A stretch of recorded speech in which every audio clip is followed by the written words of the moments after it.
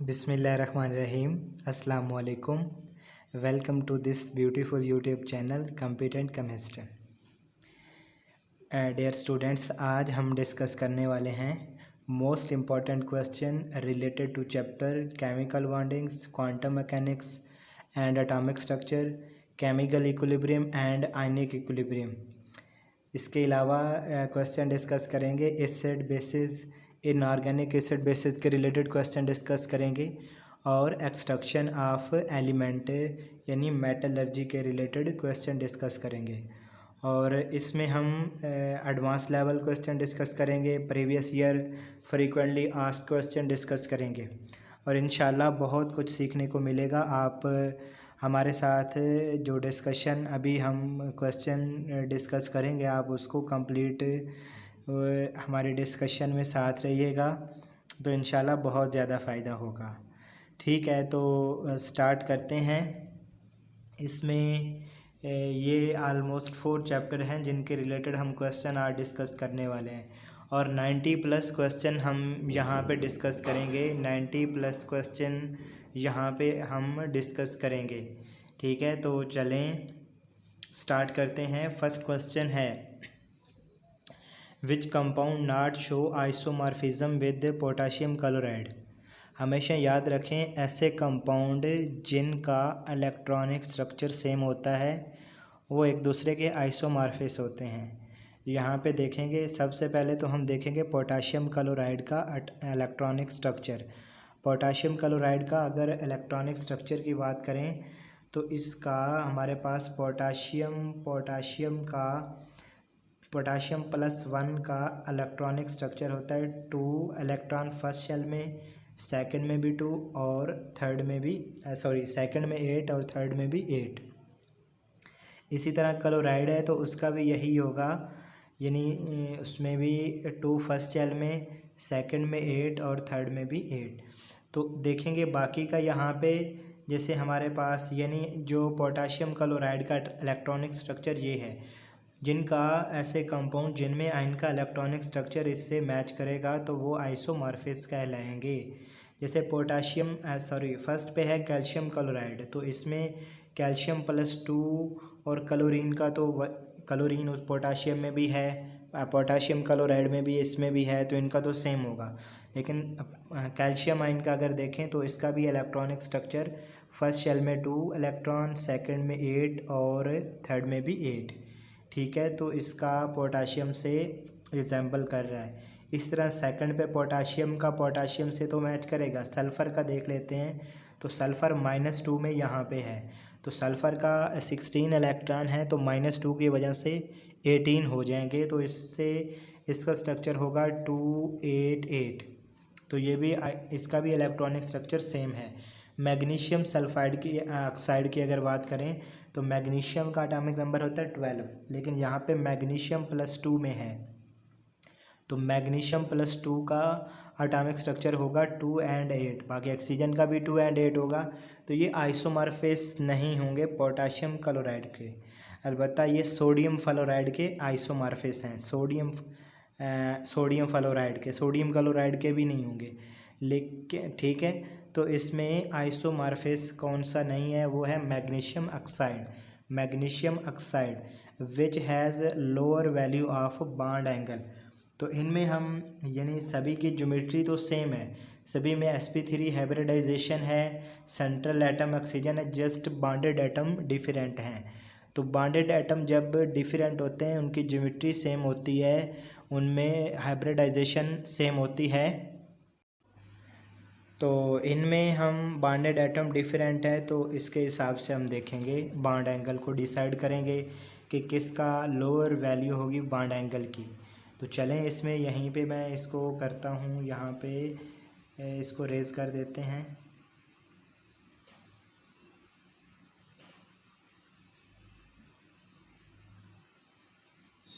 जैसे वाटर में ये इसका स्ट्रक्चर है एटॉमिक, इसका मॉलिक्यूलर स्ट्रक्चर है, इसी तरह OCl2 का और OF2 का।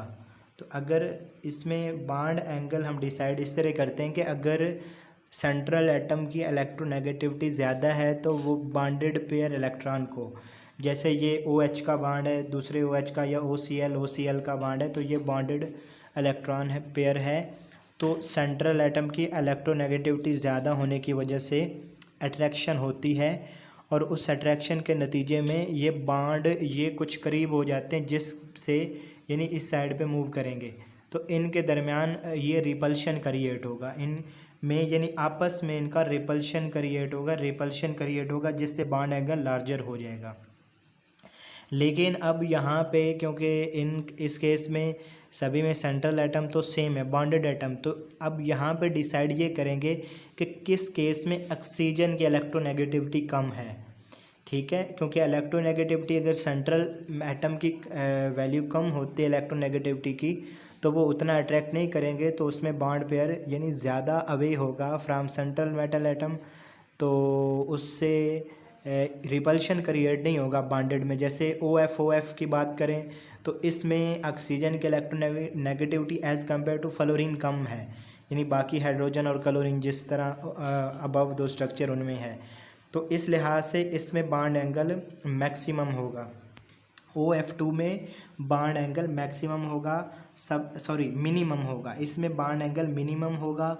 और उसके बाद इसमें और नेक्स्ट जो मैक्सिमम बॉन्ड एंगल होगा वो हमारे पास होगा OH2 में, क्योंकि यहाँ पे हाइड्रोजन की इलेक्ट्रोनेगेटिविटी कम है, तो ऑक्सीजन के एज़ कम्पेयर टू अदर सबसे ज़्यादा होगी, तो इसमें रिपल्शन क्रिएट होगी, तो वाटर का बॉन्ड एंगल ज़्यादा होगा। ठीक है, तो इसमें जो सबसे कम बॉन्ड एंगल का वैल्यू वो पूछा गया है, तो इसमें यहाँ पे होगा, ये सेकंड क्वेश्चन है OF2 का या F2O।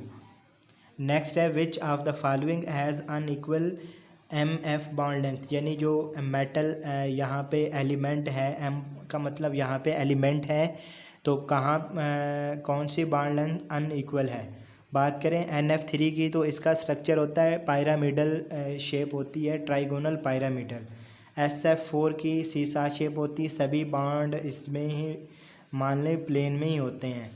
ठीक है, उसके बाद BF4, तो ये भी प्लेनर है, सभी में बॉन्ड लेंथ इक्वल है। अगर इसमें PF5 होता तो उसकी बॉन्ड लेंथ अनइक्वल होती है, PCl5, क्योंकि उसमें axial equatorial bond length as compare to equatorial bond length ज़्यादा होती है। बहरहाल यहाँ पे सभी में बॉन्ड लेंथ इक्वल है जो सेंट्रल एटम और बॉन्डेड एटम की। तो इसका last which of the following can not be form, तो सभी इसमें एग्जिस्ट करेंगे, इनकी फार्मेशन होगी, जस्ट EHE2 इसकी फार्मेशन नहीं होती MOT के अकॉर्डिंग, तो इसमें इसका ऑप्शन होगा नन। ठीक है, तो यानी कैन नॉट बी फॉर्म, तो इसमें सभी तो फॉर्म होंगे, तो लास्ट इसका आंसर होगा। नेक्स्ट है विच बॉन्ड हैज़ हाईएस्ट पोलैरिटी, तो यहाँ पे पोलैरिटी का पूछा गया है, तो पोलैरिटी में हम जो बॉन्डेड एटम होते हैं उनकी इलेक्ट्रोनेगेटिविटी का डिफरेंस देखते हैं।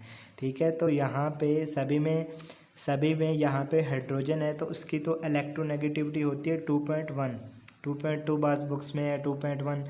अब इसका कंपेयर करेंगे फ्लोरीन, जिसकी इलेक्ट्रोनेगेटिविटी हाइड्रोजन से जितनी अवे होगी उसमें पोलर कलेक्टर मैक्सिमम होगा, यानी फ्लोरीन की होती है 4.0, सल्फ़र की होती है 2.5 के राउंड अबाउट, इसकी भी 2.5 होती है, ऑक्सीजन की 3.5 होती है, इसी तरह HCl में 3.1। तो सबसे ज़्यादा पोलैरिटी जो होगी वो होगी हमारे पास HF में। उसके बाद पोलैरिटी एग्जिस्ट करेगी, डिफरेंस कहाँ पे, OH में, नेक्स्ट HCl में, और नेक्स्ट होगा HS में। सबसे लीस्ट पोलैरिटी अगर पूछ लें तो वो HS है, और हाई पोलर नेचर वो हमारे पास HF बॉन्ड में है। ठीक है, सिग्मा बॉन्ड इन 1 ब्यूटीन, तो 1 ब्यूटीन में सिग्मा बॉन्ड कितने एग्जिस्ट करेंगे, 1 ब्यूटीन में हमारे पास है 1 ब्यूटीन। अब 1 ब्यूटीन में क्योंकि 4 हाइड्रोजन है, तो 4 कार्बन है, तो 8 हाइड्रोजन होंगे, तो 8 तो सिग्मा बॉन्ड उनके हो गए। इसके अलावा यहाँ पे 3 सिग्मा बॉन्ड एग्जिस्ट कर रहे हैं, तो 8 एंड 3 ये हमारे पास हो जाएगा इसका आंसर 11, इसका आंसर होगा 11। Next question, which one has not tetrahedral geometry.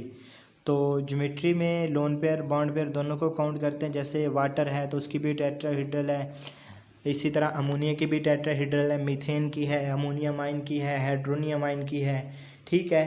तो इसी तरह हमारे पास NH2 प्लस NH2 -1 की, तो ये टेट्राहेड्रल ज्योमेट्री है। लेकिन यहाँ पे अगर हम बाकी शेप उसमें हम लोन पेयर काउंट नहीं करते, ठीक है, शामिल नहीं करते शेप में। जब उसकी शेप बताते हैं लोन पेयर को शामिल नहीं किया जाता, ठीक है। तो यहाँ पे अगर हम देखें तो जो फर्स्ट वन है इसकी टेट्राहेड्रल ज्योमेट्री नहीं होती।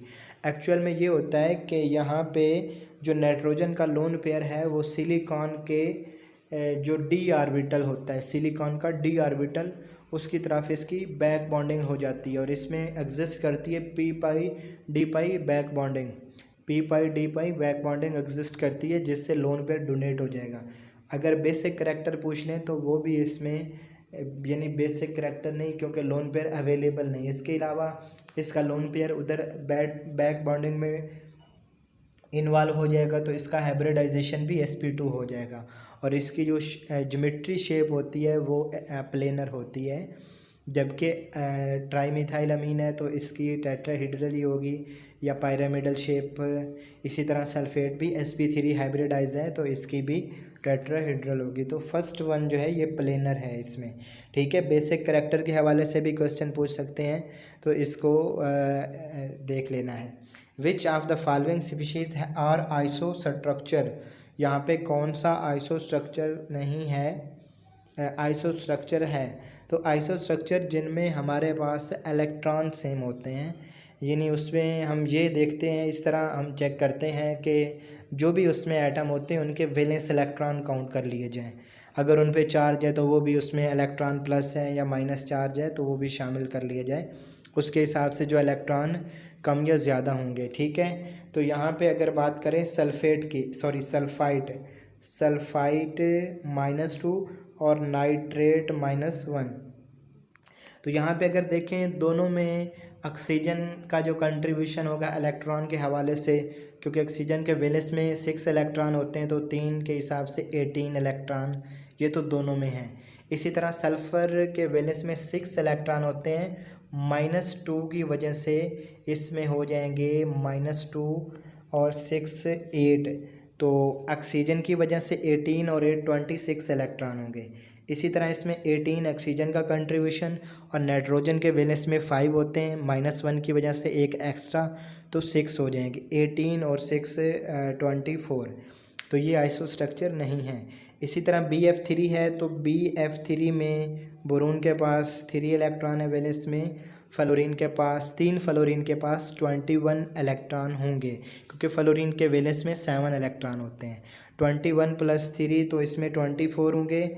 इसी तरह NF3 में फ्लोरीन में 21, यानी 3 फ्लोरीन का कंट्रीब्यूशन 21 इलेक्ट्रॉन होंगे और नाइट्रोजन के वैलेंस में 5 इलेक्ट्रॉन होते हैं, तो यहाँ पे 26 टोटल हमारे पास हो जाएगा।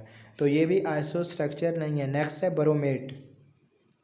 तो बरोमेट हमारे पास होता है BrO3 -1, ये हमारे पास है O।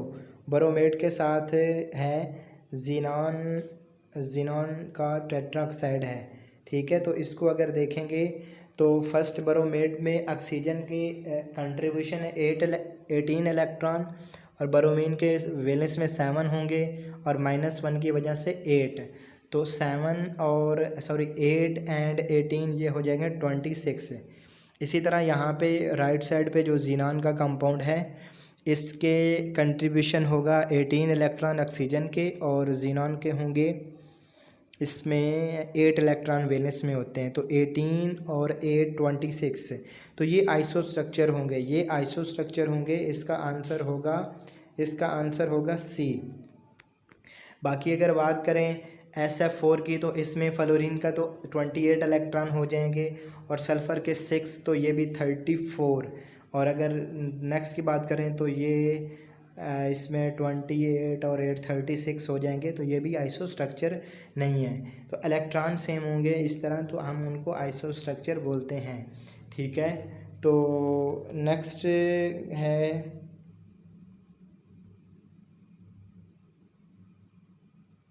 इनको हम आइसो इलेक्ट्रॉनिक भी कहेंगे। ठीक है, तो इसमें इनका नेक्स्ट हम देख लेते हैं। Of the following species having a bond order different from, तो बॉन्ड ऑर्डर निकालते वक्त हम इसमें जो एमओटी डायग्राम है उसको बनाएंगे, लेकिन उसके बनाने से एक शॉर्टकट कि अगर कोई भी दो एटम हैं उनके दरमियान बॉन्ड कौन सा एग्जिस्ट करना है इसको देखना है, तो इसके लिए हम ये देखते हैं कि उनके टोटल इलेक्ट्रॉन काउंट कर लिए जाएं। ठीक है, तो अगर टोटल इलेक्ट्रॉन 10 से ज़्यादा हैं तो आप उसके टोटल जितने भी हैं उनमें से 8 माइनस यानी टोटल अगर जैसे 10 इलेक्ट्रॉन है तो उसको आप 8 माइनस 2 करके 2 करेंगे। बहरहाल मैं इसको समझाता हूँ आपको कि इसको कैसे करना है। तो इसमें NO माइनस है तो ऑक्सीजन के पास 8 इलेक्ट्रॉन और ऑक्सीजन के वैलेंस में 6 इलेक्ट्रॉन और नाइट्रोजन के पास 5 इलेक्ट्रॉन। 6 और 5 ये हमारे पास हो गए 6 और 5 11, ऊपर माइनस चार्ज है तो 12 इलेक्ट्रॉन। तो इसको हम लिखेंगे 8 माइनस 4/2, तो इसमें बॉन्ड एंगल इसका बॉन्ड ऑर्डर होगा 2। इसी तरह NO+1 तो ऑक्सीजन के पास 6, नाइट्रोजन के पास 4 होंगे +1 की वजह से, तो 6 और 4 10, तो इसको मैं लिखूँगा 8 माइनस 2/2, तो इसमें बॉन्ड ऑर्डर होगा 3। इसी तरह CN माइनस में नाइट्रोजन के पास 5 इलेक्ट्रॉन, कार्बन के पास 4 होते हैं, 4 और इसमें एक 5, तो 5 इसमें हमारे पास हो जाएंगे 10। तो इसमें भी 8 माइनस 2 यानी टोटल जो 10 है ना उनमें से 8 को माइनस कर देना है, पीछे जो बचेंगे वो 8 में से माइनस कर देने। बहरहाल इस तरह ये फार्मूला बनाना है, इजी है इसको करना, बॉन्ड ऑर्डर फाइंड करना। ठीक है, तो इसको 2 पे इसका भी बॉन्ड ऑर्डर थी। अब कार्बन मोनोऑक्साइड है तो उसका बॉन्ड ऑर्डर फाइंड करते हैं। कार्बन का वैलेंस में 4 इलेक्ट्रॉन, ऑक्सीजन के वैलेंस में 6, तो ये भी 10 होंगे। तो इसको भी मैं लिखूँगा 8 माइनस 2/2, इसको 3 पे यहाँ पे भी बॉन्ड ऑर्डर 3 आ जाएगा। तो ये हमारे पास इसमें जो फर्स्ट वन है NO माइनस, ये इसका बॉन्ड ऑर्डर डिफरेंट है बाकी से। MOT को डेवलप प्रपोज किया था हॉर्न्स एंड मिल्टन ने 1932 के अंदर, तो इसका आंसर होगा 1932। नेक्स्ट है of the following has largest dipole moment, तो डाइपोल मोमेंट बहुत से फैक्टर पे डिपेंड करता है, जिसमें हम शेप को भी देखते हैं, इलेक्ट्रोनेगेटिविटी डिफरेंस को भी देखते हैं। तो यहाँ पे हम शेप्स के लिहाज से डिसाइड करेंगे। ठीक है, तो अगर फर्स्ट वन की बात करें कार्बन डाइऑक्साइड, तो इसमें लीनियर स्ट्रक्चर होने की वजह से डाइपोल मोमेंट कैंसिल हो जाएगा। और सेकंड एंड फोर्थ की बात करें, सेकंड एंड थर्ड की, तो इसमें टेट्राहेड्रल स्ट्रक्चर होने की वजह से डाइपोल मोमेंट नहीं होता है। हमेशा याद रखें कुछ ज्योमेट्री हैं जैसे टेट्राहेड्रल है, ट्राइगोनल प्लेनर है, बाई पिरामिडल है, अगर सेम बॉन्डेड एटम होते हैं तो उनका डाइपोल मोमेंट 0 होता है। ट्राइगोनल बाई पिरामिडल यानी AB5 टाइप जिसमें लोन पेयर नहीं होगा तो उसका डाइपोल मोमेंट भी 0 होता है। टेट्राहेड्रल ज्योमेट्री अगर सेंट्रल एटम के साथ सेम बॉन्डेड एटम है तो उनका डाइपोल मोमेंट भी 0 होता है। और अगर लीनियर शेप है तो उसमें भी डाइपोल मोमेंट 0 होता है। ये कंडीशन के उन सेंट्रल एटम के साथ बॉन्डेड एटम सिमिलर हों। ठीक है, हेक्सागोनल का भी जो ऑक्टाहेड्रल होती है AB6 में उसका भी डाइपोल मोमेंट 0 होता है। ठीक है, तो ये शेप्स डिपेंडेंट है। इसमें डाइपोल मोमेंट लार्जेस्ट किसी का भी सभी का 0 है डाइपोल मोमेंट, तो इसका नन ऑफ दीज करेंगे। Which has least bond angle, तो सबसे पहले तो इनके स्ट्रक्चर देखेंगे फार्मूले से।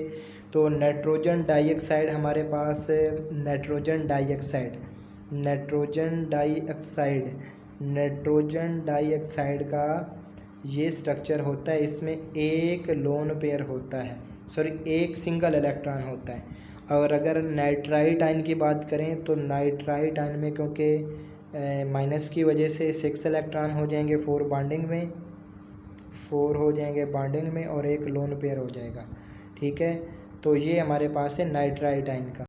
नेक्स्ट नाइट्रोनियम आयन, तो नाइट्रोनियम आयन होता है NO2। नेक्स्ट हमारे पास इसमें है नाइट्रोनियम आयन। ठीक है, तो नाइट्रोनियम आयन होता है NO2+1, तो उसमें 5 इलेक्ट्रॉन हो, लेकिन +1 की वजह से नाइट्रोजन के वैलेंस में 4 इलेक्ट्रॉन हो जाएंगे, तो उससे 4 ही बॉन्डिंग में शामिल होंगे और इसमें हमारे पास कोई लोन पेयर एग्जिस्ट नहीं करेगा। तो इसकी शेप भी ये नहीं होगी, इसकी शेप लीनियर होगी, इसकी शेप लीनियर हो जाएगी, sp2 हाइब्रिडाइजेशन हो जाएगा। ये कार्बन डाइऑक्साइड का आइसो स्ट्रक्चर ये है हमारे पास नाइट्रोनियम आयन। ठीक है, अब यहाँ पे क्वेश्चन में पूछा गया है, क्वेश्चन में ये पूछा गया है कि किसका लीस्ट बॉन्ड एंगल होगा।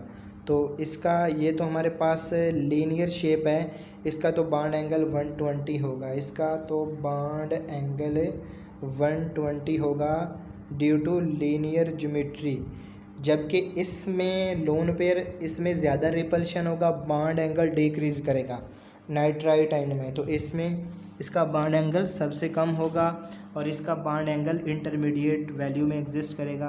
और अगर बात करें इनकी वैल्यू की, इसका बॉन्ड एंगल होता है 132 डिग्री और इसमें होता है 115 डिग्री। तो सबसे लीस्ट बॉन्ड एंगल इसमें हमारे पास है ये नाइट्राइट आयन का, तो इसका आंसर होगा नाइट्राइट। नेक्स्ट है which one has more stable, तो इसमें हम MOT पिक्चर ड्रा करने से बेहतर है जो पहले मेथड बताया उसी को अडाप्ट करें और इनके बॉन्ड ऑर्डर फाइंड करें। ठीक है, तो एक चीज़, इनके इलेक्ट्रॉन आप ऐड करें, टोटल इलेक्ट्रॉन कितने बनते हैं वैलेंस और नेगेटिव प्लस चार्ज को बैलेंस करके। तो ऑक्सीजन O2-1 है, O2-1 है, तो इसमें हमारे पास ऑक्सीजन के पास वैलेंस में 6 इलेक्ट्रॉन होते हैं, 2 के पास 12 होंगे लेकिन -1 की वजह से 13। अब 13 में से 8 माइनस करें तो 13 में से आपने 8 निकालना है और बाकी जो बचे वो 8 में से माइनस कर देने हैं। ठीक है, यही पीछे वाले क्वेश्चन में भी हमने डिस्कस किया इस तरह का ही। तो इसको 2 पे डिवाइड कर दें तो ये 8 - 5/2, तो ये आ जाएगा 3/2, तो बॉन्ड ऑर्डर आ जाएगा 1.5। यहाँ पे हम मोर स्टेबिलिटी की बात करेंगे तो इसको हम बॉन्ड ऑर्डर से रिलेट करेंगे, जिसका बॉन्ड ऑर्डर मैक्सिमम होगा उसकी स्टेबिलिटी भी ज़्यादा होगी। तो यहाँ पे अगर O2 की बात करें तो इसका तो बहुत सिंपल है, बॉन्ड ऑर्डर इसका होता है 2 कर लें। इसमें टोटल O2 में वैलेंस टोटल इलेक्ट्रॉन होंगे 12, यानी ऑक्सीजन के पास 6 होते हैं, 12 8 - 4 इसको मैं लिखूँगा /2, तो ये हमारे पास 2 आ जाएगा N2+। अब यहाँ पे नाइट्रोजन के पास 5, दूसरे नाइट्रोजन के पास 4 होंगे तो 9। अब 9 वाले में थोड़ा यानी 10 से कम इलेक्ट्रॉन होंगे तो उसके लिए आप ये ट्रिक नहीं लगा सकते, उसमें फिर आप उसकी MOT पिक्चर ड्रा करेंगे तो उससे ही देखेंगे। ठीक है, जैसे अगर नाइट्रोजन की बात करें तो इसमें यहाँ पे मैं इसको रफ्सा ही करूँगा, ये हमारे पास है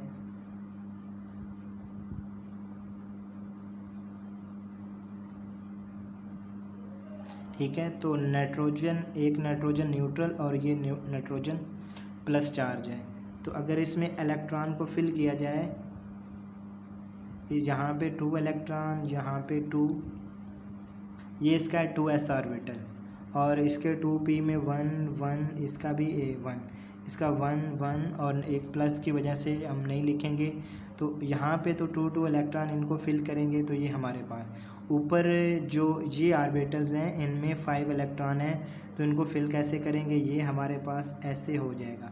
अब बॉन्डिंग में हमारे पास इलेक्ट्रॉन यहाँ पे अगर बात करें तो बॉन्डिंग में 5 ये हैं और 2 ये, 5 और 2 7, और एंटी बॉन्डिंग में जस्ट 2 है तो इसको 7 - 2 लिखेंगे, 7 - 2, 7 - 2/2, तो ये हमारे पास हो जाएगा 5/2 2.5। तो इसका बॉन्ड ऑर्डर मैक्सिमम है एज़ कम्पेयर टू अदर, तो ये इसकी स्टेबिलिटी सबसे ज़्यादा होगी, इसकी स्टेबिलिटी सबसे ज़्यादा होगी। Of the following has not tetrahedral geometry, की ज्योमेट्री की बात करेंगे। सबसे पहले है OSBCl3, OSBCl3, OSBCl3।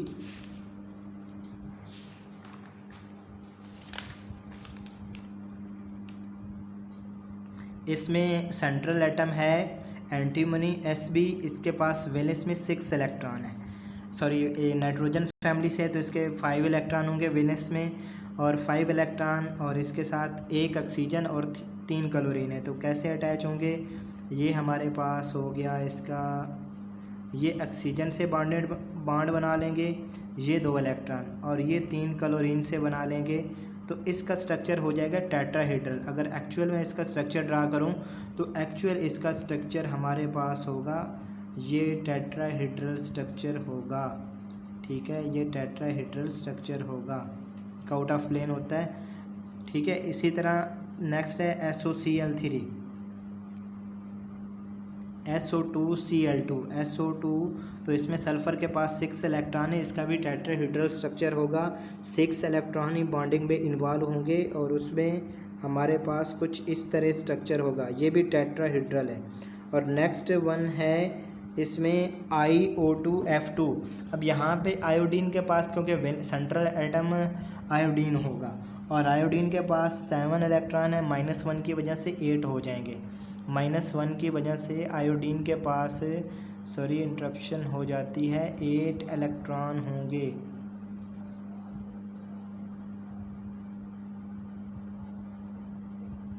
आयोडीन के पास 8 इलेक्ट्रॉन होंगे। तो 8 से क्या होगा कि आयोडीन इसमें 2 तो ऑक्सीजन के साथ बॉन्ड बनाएगी, 2 तो ऑक्सीजन के साथ, इसी तरह दूसरे ऑक्सीजन के साथ इसके ये 4 इलेक्ट्रॉन, एक फ्लोरीन के साथ 5, और एक, सॉरी यहाँ पे ये नहीं होगा, इस तरह एक फ्लोरीन के साथ टोटल 6 इलेक्ट्रॉन इसके बॉन्डिंग में इन्वॉल्व हो गए। अब इसका एक यहाँ पे लोन पेयर एग्जिस्ट करेगा और ये वही शेप हो जाएगी AB4E1, यानी एक लोन पेयर वाली। तो ये शेप होती सीसा, टेट्राहेड्रल नहीं होती। एक्चुअल ज्योमेट्री इसकी सीसा शेप होगी। वैसे मैंने इसकी जो शेप होगी वो सीसा होगी। मैंने इसकी ज्योमेट्री बनाई ट्राइगोनल बाई पायरामिडल। ये इस तरह होगा ना, ऑक्सीजन को यहाँ पे कर लें, इस ऑक्सीजन को, ठीक है। तो इसकी सीसा शेप बन जाएगी। और ये हमारे पास इसका क्वेश्चन में पूछा गया है, यहाँ पे टेट्राहेड्रल ज्योमेट्री किसकी नहीं है, तो वो हमारे पास सी इसका आंसर होगा। नेक्स्ट है which has maximum bond length. Maximum bond length हम फाइंड करेंगे बॉन्ड ऑर्डर से। जिसका बॉन्ड ऑर्डर मिनिमम होगा उसकी बॉन्ड लेंथ मैक्सिमम होगी। वही ट्रिक जो पहले आपको बताया कि टोटल इलेक्ट्रॉन इनके काउंट करें। जैसे CF+, इसमें कार्बन के पास 4 इलेक्ट्रॉन, फ्लोरीन के पास 6 हो जाएंगे क्योंकि +1 की वजह से। तो यहाँ पे CF यानी टोटल 7 और 4 कार्बन के, तो ये 11 इलेक्ट्रॉन है, लेकिन +1 की वजह से 10 हो जाएंगे। तो 10 को मैं लिखूँगा 8 - 2/2, ठीक है। तो यानी ये तो होते हैं हमारे पास। एक्चुअल में ये जो मैं इसको लिख रहा हूँ ये बॉन्डिंग और एंटी बॉन्डिंग के इलेक्ट्रॉन ही होते हैं, आप इसको देख सकते हैं, ठीक है, इसके MOT डायग्राम बना के। तो यहाँ से बॉन्ड ऑर्डर 3 हो जाएगा। CF में टोटल 11 इलेक्ट्रॉन है, तो 8 - 3/2, यहाँ से बॉन्ड ऑर्डर हो जाए 2.5। और CF- में कार्बन के पास 4 और फ्लोरीन के पास 7, 4 7 11, -1 की वजह से 12 इलेक्ट्रॉन होंगे। तो ये 8 - 4/2, तो इसका हो जाएगा बॉन्ड ऑर्डर 2। ये ऑक्सीजन की तरह ही इसका जो MOT डायग्राम है। तो सबसे कम बॉन्ड ऑर्डर है CF- का, तो इसकी बॉन्ड लेंथ मैक्सिमम होगी। इसकी बॉन्ड लेंथ मैक्सिमम होगी। इसका बॉन्ड ऑर्डर जिसका कम होगा उसकी बॉन्ड लेंथ मैक्सिमम होगी। विच वन शो एग्जिस्टेंस, कौन सा इनमें से एग्जिस्ट नहीं करता। तो इसमें फर्स्ट है PH5, PF5 तो एग्जिस्ट करेगा, PH5 एग्जिस्ट नहीं करेगा। और इसमें जो उसकी वजह ये है कि फास्फोरस इसमें हाइब्रिडाइजेशन में ये इतना पार्टिसिपेशन इसकी नहीं होती, और उसकी वजह कि इसका जो 3s और 3p ऑर्बिटल हैं उनका स्मॉल साइज़ है और 3d का लार्ज साइज़ है, तो इस वजह से हाइब्रिडाइजेशन नहीं होती 3s 3p की 3d से, ठीक है। लेकिन जब हाईली इलेक्ट्रोनेगेटिव एटम होते हैं तो फिर इनके दरमियान ये हाइब्रिडाइज हो जाते हैं, जैसे PF5 है, PCl5 है, तो ये हाइब्रिडाइजेशन होगी, ठीक है। लेकिन PH5 के केस में हाइब्रिडाइजेशन नहीं होगी, तो बॉन्ड इसमें फास्फीन की ही सूरत में ये एग्जिस्ट करेगी PH3 की, PH5 एग्जिस्ट नहीं करता, ठीक है। तो इसका ये तो एग्जिस्ट नहीं करेगा, बता दिया PF5 क्यों एग्जिस्ट करेगा, हाइब्रिडाइजेशन होगी, हाईली इलेक्ट्रोनेगेटिव एटम जो हैं ये इनको अप्रोच करते हैं और उससे वो हाइब्रिडाइज हो जाते हैं।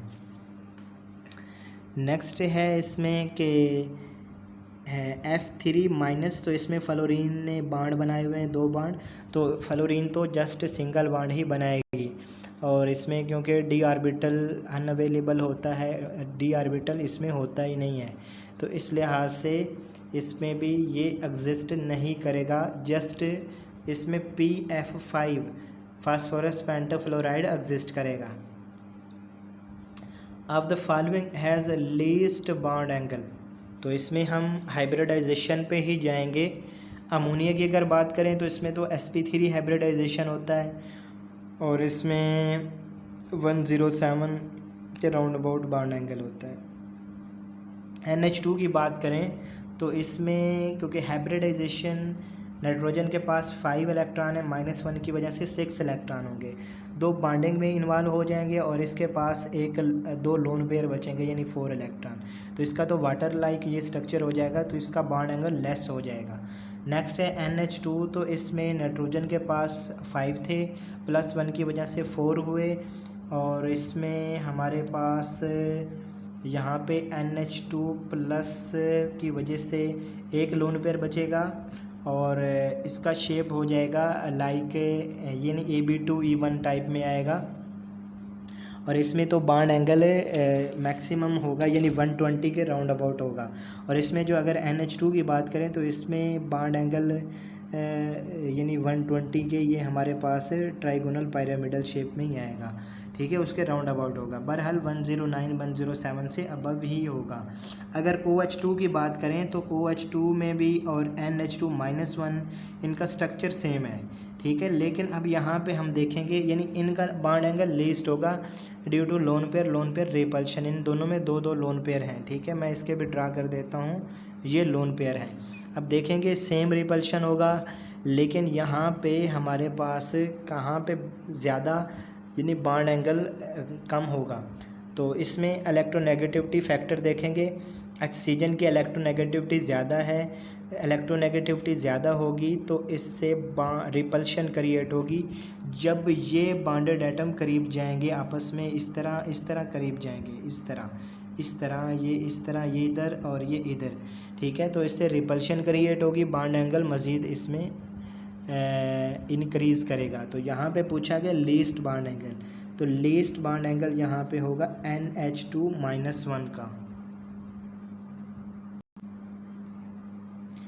नेक्स्ट है which molecule theoretically not possible, OF4 ये थ्योरेटिकली पॉसिबल नहीं है क्योंकि ऑक्सीजन यहाँ पे 4 बॉन्ड बनाए हुए हैं और ऑक्सीजन हमेशा मैक्सिमम 2 बॉन्ड ही बना सकती है, इसमें कोई d ऑर्बिटल अवेलेबल नहीं होता, तो जस्ट 2 अनपेयर इलेक्ट्रॉन होते हैं, तो जस्ट 2 बॉन्ड ही बनाएगी, तो ये इसका आंसर होगा फर्स्ट। बाकी O2F2 में भी ऑक्सीजन सिंगल बॉन्ड बनाए हुए यानी डबल बॉन्ड है लेकिन एज अ सिंगली बॉन्डेड है, इसमें यहाँ पे बिटवीन होगी 2 फ्लोरीन के दोनों ऑक्सीजन, ठीक है, तो यहाँ पे क्वेश्चन 18 का होगा A। The hybridisation of ICl2+, तो यहाँ पे आयोडीन के +1 चार्ज की वजह से 7 की बजाय 6 इलेक्ट्रॉन होंगे, 2 बॉन्डिंग में हो जाएंगे क्लोरीन के साथ, 2 लोन पेयर बचेंगे। तो 2 lone pair 2 bonding water like इसकी ज्योमेट्री होगी, तो हाइब्रिडाइजेशन होगा इसका sp3, इसका हाइब्रिडाइजेशन होगा sp3, इसका हाइब्रिडाइजेशन होगा sp3। Which one is paramagnetic? Question number 22 में पैरामैग्नेटिक पूछा गया है। तो इसका हम डायग्राम बनाएंगे, इसका जो है MOT डायग्राम। तो इसके एंटी बॉन्डिंग में अनपेयर इलेक्ट्रॉन होते हैं, तो इस लिहाज से NO पैरामैग्नेटिक है। ये देखिए NO का मैं अभी इसको, ये थोड़ा इंटरप्शन, ये इसमें एक मिनट, इसमें ये हमारे पास NO की MOT, तो इसके एंटी बॉन्डिंग में अनपेयर इलेक्ट्रॉन है, तो ये पैरामैग्नेटिक होगा।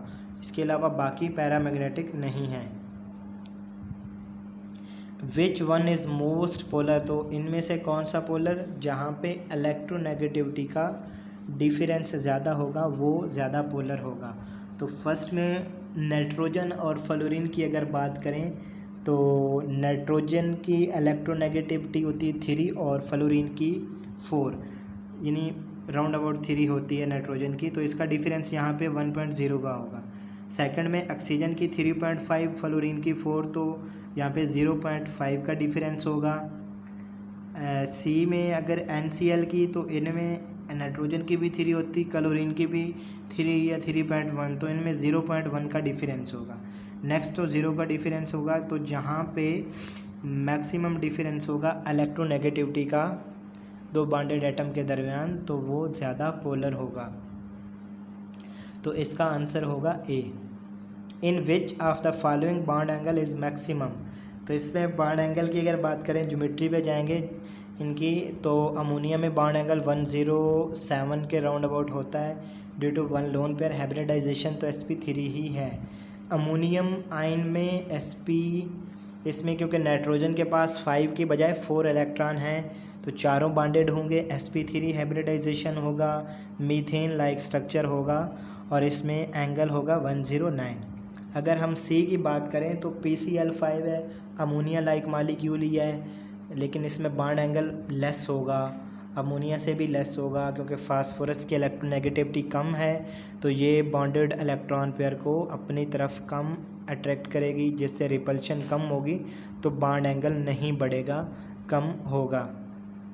तो अमोनिया, बहरहाल अमोनिया और PCl5 में बॉन्ड एंगल 109 से लेस ही है, जैसे अमोनियम में बताया, अमोनियम आयन में 109 है। इसी तरह S2SCl2, इसमें बॉन्ड एंगल ये हमारे पास होता है, इसमें एक लोन पेयर होगा, बल्कि इसमें 2 लोन पेयर होंगे, और इसमें वाटर लाइक स्ट्रक्चर ही है इसका, और इसमें 2 लोन पेयर होंगे, और इसमें बॉन्ड एंगल राउंड अबाउट होता है 10, हाइब्रिडाइजेशन sp3 होगा, 103 डिग्री का बॉन्ड एंगल राउंड अबाउट होता है। तो सबसे ज़्यादा बॉन्ड एंगल है अमोनियम आयन में, सबसे ज़्यादा बॉन्ड एंगल है अमोनियम आयन में, उसके बाद होगा अमोनिया में, फिर PCl3 में, और फिर SCl2 में। सबसे कम होगा 2 लोन पेयर होने की वजह से। ठीक है, तो इसका आंसर होगा B. Of the following pair not isoelectronic, तो इनके जस्ट वैलेंस इलेक्ट्रॉन को ऐड कर रहे हैं, बाकी इसमें प्लस माइनस का है, तो उसको भी क्लियर कर लें। तो फर्स्ट है C2-2, कार्बन के पास 4 इलेक्ट्रॉन होंगे, 8 वो, और -2 की वजह से 10 इलेक्ट्रॉन हो जाएंगे। ठीक है, और NO+ में नाइट्रोजन के पास 5 और ऑक्सीजन के पास 6, +1 की वजह से 10 इलेक्ट्रॉन होंगे, तो इन दोनों में 10 ही इलेक्ट्रॉन है, ये आइसो इलेक्ट्रॉनिक है। बी ऑप्शन है, उसमें कार्बन के पास 4, नाइट्रोजन के पास 5, 9 और -1 की वजह से 10 हो जाएंगे। इसी तरह नाइट्रोजन में 5, तो इसमें भी 10 हो जाएंगे, यह भी हमारे पास आइसो इलेक्ट्रॉनिक है। नेक्स्ट है NO+1, नाइट्रोजन के पास 5, ऑक्सीजन के पास 6, 5, 11, तो +1 की वजह से 10 इलेक्ट्रॉन होंगे NO+1 में। इसी तरह कार्बन मोनोऑक्साइड में कार्बन के पास वैलेंस में 4 इलेक्ट्रॉन होते हैं, और ऑक्सीजन के पास वैलेंस में 6 इलेक्ट्रॉन है, 4 + 6 10, तो सभी में 10 इलेक्ट्रॉन है। वैसे भी जो पेयर हैं सभी में 10 इलेक्ट्रॉन है, तो ये आइसो इलेक्ट्रॉनिक हैं। यहाँ पे क्वेश्चन में पूछा गया कि कौन सा आइसो इलेक्ट्रॉनिक नहीं है, तो इसका ऑप्शन होगा नन। नेक्स्ट है टोटल लोन पेयर इन I3-1। I3-1 इसमें इसका अगर हम ड्रा करें स्ट्रक्चर तो ये होगा आयोडीन के पास वैसे 7 इलेक्ट्रॉन होते हैं, -1 की वजह से 8 इलेक्ट्रॉन होंगे। एक इलेक्ट्रॉन तो ये आयोडीन से शेयर करेगी, तो यहाँ पे हमारे पास पीछे बचेंगे 6 इलेक्ट्रॉन बचेंगे। तो उनके पेयर कितने बनेंगे? 6 इलेक्ट्रॉन के यहाँ पे 3 पेयर बनेंगे। ठीक है, इस हर आयोडीन के पास 3 पेयर होंगे क्योंकि बाकी दोनों आयोडीन न्यूट्रल हैं, लेकिन उन्होंने एक इलेक्ट्रॉन ही शेयर किया है। तो बहरहाल हर आयोडीन के पास 3 लोन पेयर हैं, तो टोटल इसमें लोन पेयर हो जाएंगे 9। ठीक है, अगर क्वेश्चन में मज़ा आ रहा है, इंटरेस्ट डेवलप हो रहा है केमिस्ट्री में, तो अगर आप सब्सक्राइबर नहीं हमारे चैनल को सब्सक्राइब भी करें, वीडियो को लाइक भी करें और कमेंट भी करें। ठीक है, इससे ये आपकी तरफ से अप्रिसिएशन होती है, इस पे आप कंप्रोमाइज़ ना किया करें। तो लाइक भी करें अगर आपने लाइक नहीं किया। ठीक है, नेक्स्ट, और इसको शेयर भी करें। नेक्स्ट क्वेश्चन है ऑल केमिकल बॉन्ड्स और रिजल्ट फ्रॉम। तो जितने भी केमिकल बॉन्ड हैं, अट्रैक्शन होता है न्यूक्लियस और वैलेंस इलेक्ट्रॉन के बिटवीन। तो इसमें फर्स्ट है nuclear interaction of valence electron, तो ये दोनों ऑप्शन नहीं है। अगर यहाँ पे बोथ होता या interaction between nuclei and valence electron तो वो करेक्ट होना था। तो यहाँ पे आंसर नहीं है, तो इसका होगा none of these. The atomic number of 3 elements ABC are A+1 A+2 mean के ये इनका अटॉमिक नंबर है, इनमें ये इलेक्ट्रॉन है। C is an alkali metal in a compound A and C the nature of bonding. ठीक है, C alkali metal है, मीन C और A के दरमियान बॉन्डिंग कौन सी होगी?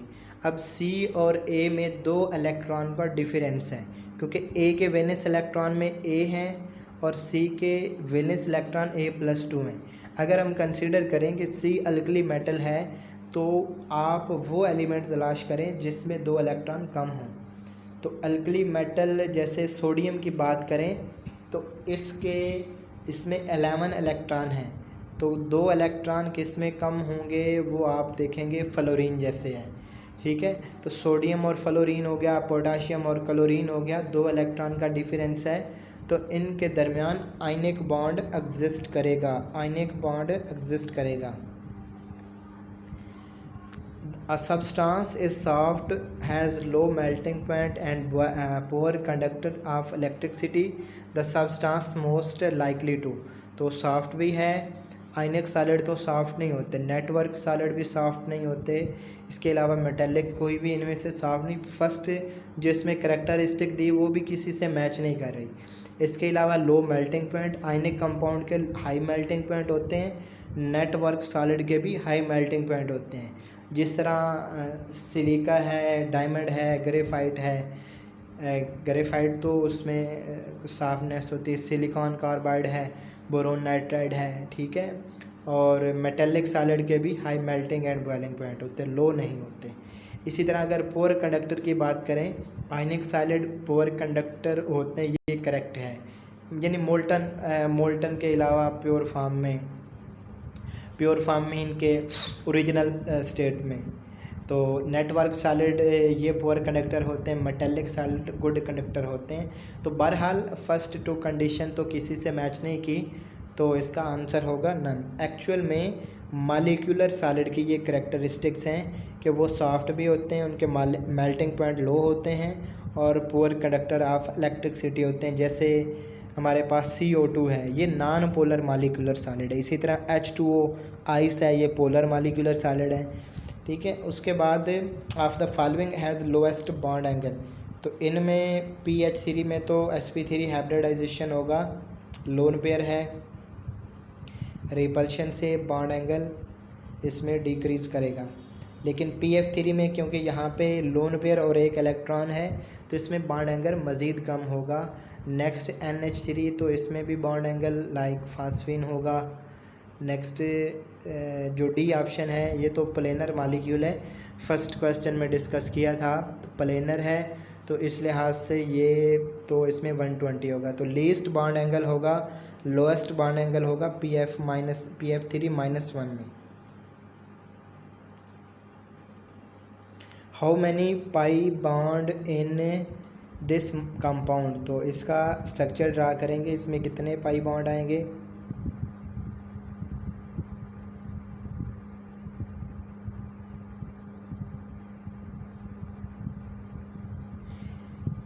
ये हमारे पास है टेट्रासियानो इथाइलिन, तो इसका ये स्ट्रक्चर है यहाँ पे साइनाइड। तो इस मॉलिक्यूल में टोटल साइनाइड में, हर साइनाइड में 2 पाई बॉन्ड है, तो 4 × 2 8 पाई बॉन्ड ये, और कार्बन कार्बन 1 पाई बॉन्ड है, तो टोटल इसमें 9 पाई बॉन्ड एग्जिस्ट कर रहे हैं। नेक्स्ट क्वेश्चन है heat of formation of methane and C2H2 are this and this kilo calorie per mole the carbon carbon bond energy. तो यहाँ से हम पहले तो फाइंड करेंगे मीथेन से कार्बन हाइड्रोजन बॉन्ड एनर्जी। तो कार्बन हाइड्रोजन बॉन्ड एनर्जी हमारे पास क्योंकि 360 है टोटल, तो 4 बॉन्ड हैं, तो 1 की होगी 90, यानी कार्बन हाइड्रोजन बॉन्ड एनर्जी होगी 90 कैलोरी। और अगर इथेन की बात करें तो इथेन की टोटल एनर्जी है 620 किलो कैलोरी, और इथेन में 6 तो हाइड्रोजन बॉन्ड एग्जिस्ट करेंगे जो डायरेक्ट कार्बन से लिंक होंगे, तो 1 जो है उसकी एनर्जी है 90, तो 6 की हमारे पास होगी 90 × 6, तो ये हो जाएगा 540। अब टोटल बॉन्ड एनर्जी जो है इथेन की वो है 620, उसमें से हाइड्रोजन की बॉन्ड एनर्जी, क्योंकि इथेन में टोटल 7 बॉन्ड हैं, 6 कार्बन हाइड्रोजन बॉन्ड और 1 कार्बन कार्बन बॉन्ड है, हमने कार्बन कार्बन बॉन्ड की बॉन्ड एनर्जी फाइंड करनी है। तो अगर हम carbon hydrogen bond energy total में से माइनस कर दें तो पीछे हमारे पास आ जाएगा कार्बन कार्बन बॉन्ड एनर्जी। ठीक है, तो कार्बन हाइड्रोजन बॉन्ड एनर्जी का कंट्रीब्यूशन है 540, तो ये माइनस करेंगे, ये हमारे पास 0, यहाँ पे 12 में से 4 गया 8 और यहाँ पे भी 0, तो ये हमारे पास इसका आंसर आ जाएगा 80। कार्बन कार्बन बॉन्ड एनर्जी आ जाएगी 80 kilo calorie. Which has least dipole moment, तो डाइपोल मोमेंट शेप पे भी डिपेंड करता है, इलेक्ट्रोनेगेटिविटी पे भी डिपेंड करता है, इंडक्टिव इफेक्ट पे भी डिपेंड करता है। ठीक है, तो बहुत से फैक्टर पे डिपेंड करता है। यहाँ पे हम देखेंगे इसका इंडक्टिव इफेक्ट इलेक्ट्रोनेगेटिविटी के थ्रू हम इसको डिसाइड करेंगे कि किसका डाइपोल मोमेंट लीस्ट होगा। अमोनिया की बात करें तो अमोनिया में हाइड्रोजन है, तो अगर इसका हम स्ट्रक्चर ड्रा करें, अमोनिया में डाइपोल मोमेंट जो है नाइट्रोजन के लोन पेयर की वजह से ये अपवर्ड होगा, और हाइड्रोजन का भी डाइपोल मोमेंट अपवर्ड डायरेक्शन में जाएगा। ठीक है, लेकिन NF3 में इसके रिवर्स होता है कि फ्लोरीन अपनी तरफ उसका डाइपोल मोमेंट है, नाइट्रोजन का ऊपर की तरफ है, तो ये तो कैंसिल कर देंगे, ये तो एक दूसरे को कैंसिल कर देंगे।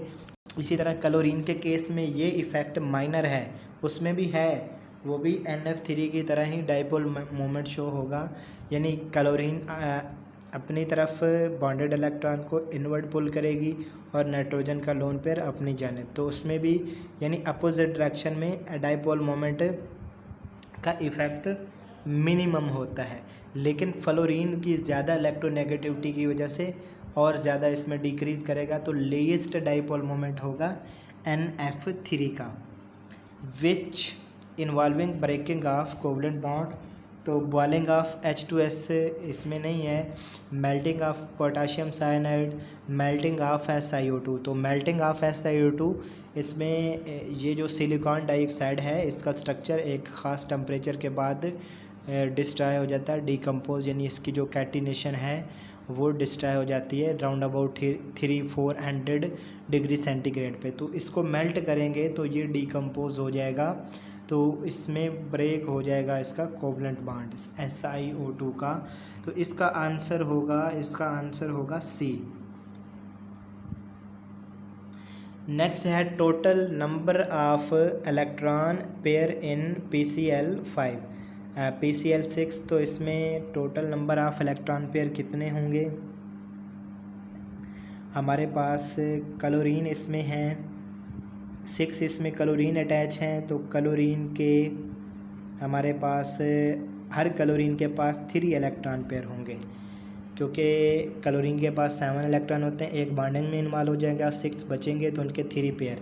तो 6 क्लोरीन के पास 3 इलेक्ट्रॉन पेयर लोन पेयर होंगे, यानी electron pair, lone pair, bond pair सभी आते हैं। तो ये हमारे पास हो जाएगा 18। और 6 क्लोरीन जो फास्फोरस से अटैच होंगे, जो फास्फोरस के वैलेंस में 5 है, -1 की वजह से 6 होंगे, तो 6 ही बॉन्ड पेयर बनेंगे, 6 क्लोरीन अटैच हैं, तो 6 बॉन्ड पेयर ये लोन पेयर हैं और 6 बॉन्ड पेयर, टोटल हो जाएगा 24 इसमें इलेक्ट्रॉन पेयर, टोटल इसमें 24 इलेक्ट्रॉन पेयर हो जाएंगे। ठीक है, नेक्स्ट क्वेश्चन नंबर है 34। Calcium oxide and sodium chloride has same crystal structure and approximately same ionic radii. If U is the lattice energy of sodium chloride, lattice energy of calcium oxide. तो lattice energy को, जब lattice energy हमारे pass lattice energy होती है charge on cation into multiply charge on A9 over radius of anion plus radius of cation. अब charge sodium पे +1 है, chlorine पे, तो इनका Ra + Rc। ठीक है, अब यहाँ पे स्टेटमेंट में यहाँ पे कहा गया कि ये इनका क्रिस्टल स्ट्रक्चर ऑलमोस्ट सेम है, मीन का इनका रेडियस रेशो सेम है, इनका रेडियस रेशो सेम है। तो इसको मैं लिख सकता हूँ कि कैल्शियम क्लोराइड की, ये तो सोडियम क्लोराइड की, अगर कैल्शियम ऑक्साइड में कैल्शियम का +2 चार्ज होता है और ऑक्साइड का -2 होता है, तो ये 2 × 2 और रेडियस रेशो तो इनका सेम है, तो इनका यानी सिमिलर होगा, तो इसमें इसको यानी उनका सम भी फिर इक्वल होगा। तो इसमें हमारे पास आ जाएगा Ra + Rc radius of anion radius of cation. तो ये हो जाएगा, ऊपर 4 बचेगा, अगर 4 को मैं कॉमन लूँ तो ये हमारे पास आ जाएगा 1/Ra + Rc radius of cation into radius of anion. ये हमारे पास ऊपर जो सोडियम क्लोराइड की लैटिस एनर्जी फाइंड की है उसके इक्वल है, और स्टेटमेंट में कहा गया है कि सोडियम क्लोराइड की लैटिस एनर्जी अगर U मान लें तो ये इसकी लैटिस एनर्जी कितनी होगी? तो ये हमारे पास इसकी लैटिस एनर्जी होगी 4U, इसकी लैटिस एनर्जी होगी 4U, तो इसका आंसर होगा 4U। ठीक है, उसके बाद क्रोमाइल क्लोराइड है स्ट्रक्चर। क्रोमाइल क्लोराइड का जो इसमें क्रोमियम के पास 6 इलेक्ट्रॉन होते हैं, तो क्रोमियम इसमें बनाएगी बॉन्ड इस तरीके से, टेट्राहेड्रल स्ट्रक्चर होगा, 6 ही बॉन्डिंग में इन्वॉल्व होंगे, तो टेट्राहेड्रल स्ट्रक्चर होगा क्रोमाइल क्लोराइड का। यहाँ पे इसका कहीं पे ऑप्शन नहीं है, तो इसका होगा none of these most polar molecule. तो यहाँ पे ये बेंजोइक एसिड के अमीनो डेरिवेटिव दिए हुए हैं, तो इसमें कौन सा ज़्यादा पोलर है, हम इनका डाइपोल नेचर देखेंगे, तो डाइपोल से हम डिसाइड करेंगे इनकी पोलैरिटी। तो इसमें अगर फर्स्ट के हमारे पास है एंथ्रेनेलिक एसिड का ये स्ट्रक्चर होता है, इसमें कार्बोक्सिल और ये आर्थो पे है, तो इसमें ये होगा कि इसका डाइपोल मोमेंट है अवे फ्रॉम बेंजीन रिंग और इसका टुवर्ड्स बेंजीन रिंग, तो यहाँ पे तो डाइपोल मोमेंट इसका इतना इफ़ेक्ट नहीं होगा। ठीक है, अगर हम इसके पैरा आइसोमर की बात करें, पैरा आइसोमर की, तो उसमें क्या होगा, उसमें इसका अबव होगा कार्बोक्सिल का और अमीनो का भी अबव होगा। तो जब इस तरह का केस होता है हमारे पास, तो डाइपोल मोमेंट इंक्रीज़ करता है, लेकिन आर्थो में ये केस इतना माइनर इसका इफ़ेक्ट है। हाँ, अलबत्ता अगर दोनों इलेक्ट्रॉन रिलीजिंग इफ़ेक्ट होते हैं तो फिर वो एक दूसरे के इफ़ेक्ट को कैंसिल कर देंगे, जैसे टर्फथैलिक एसिड स्टेटमेंट में ऑप्शन में दिया हुआ है। ठीक है, तो इसका आंसर होगा पैरा एंथ्रेनेलिक एसिड, इसका डाइपोल मोमेंट ज़्यादा होगा।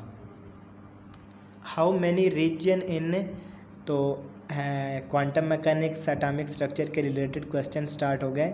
How many regions in electromagnetic spectrum, electromagnetic spectrum में टोटल 8 रीजन्स होते हैं, टोटल 8 रीजन्स होते हैं इलेक्ट्रोमैग्नेटिक स्पेक्ट्रम में।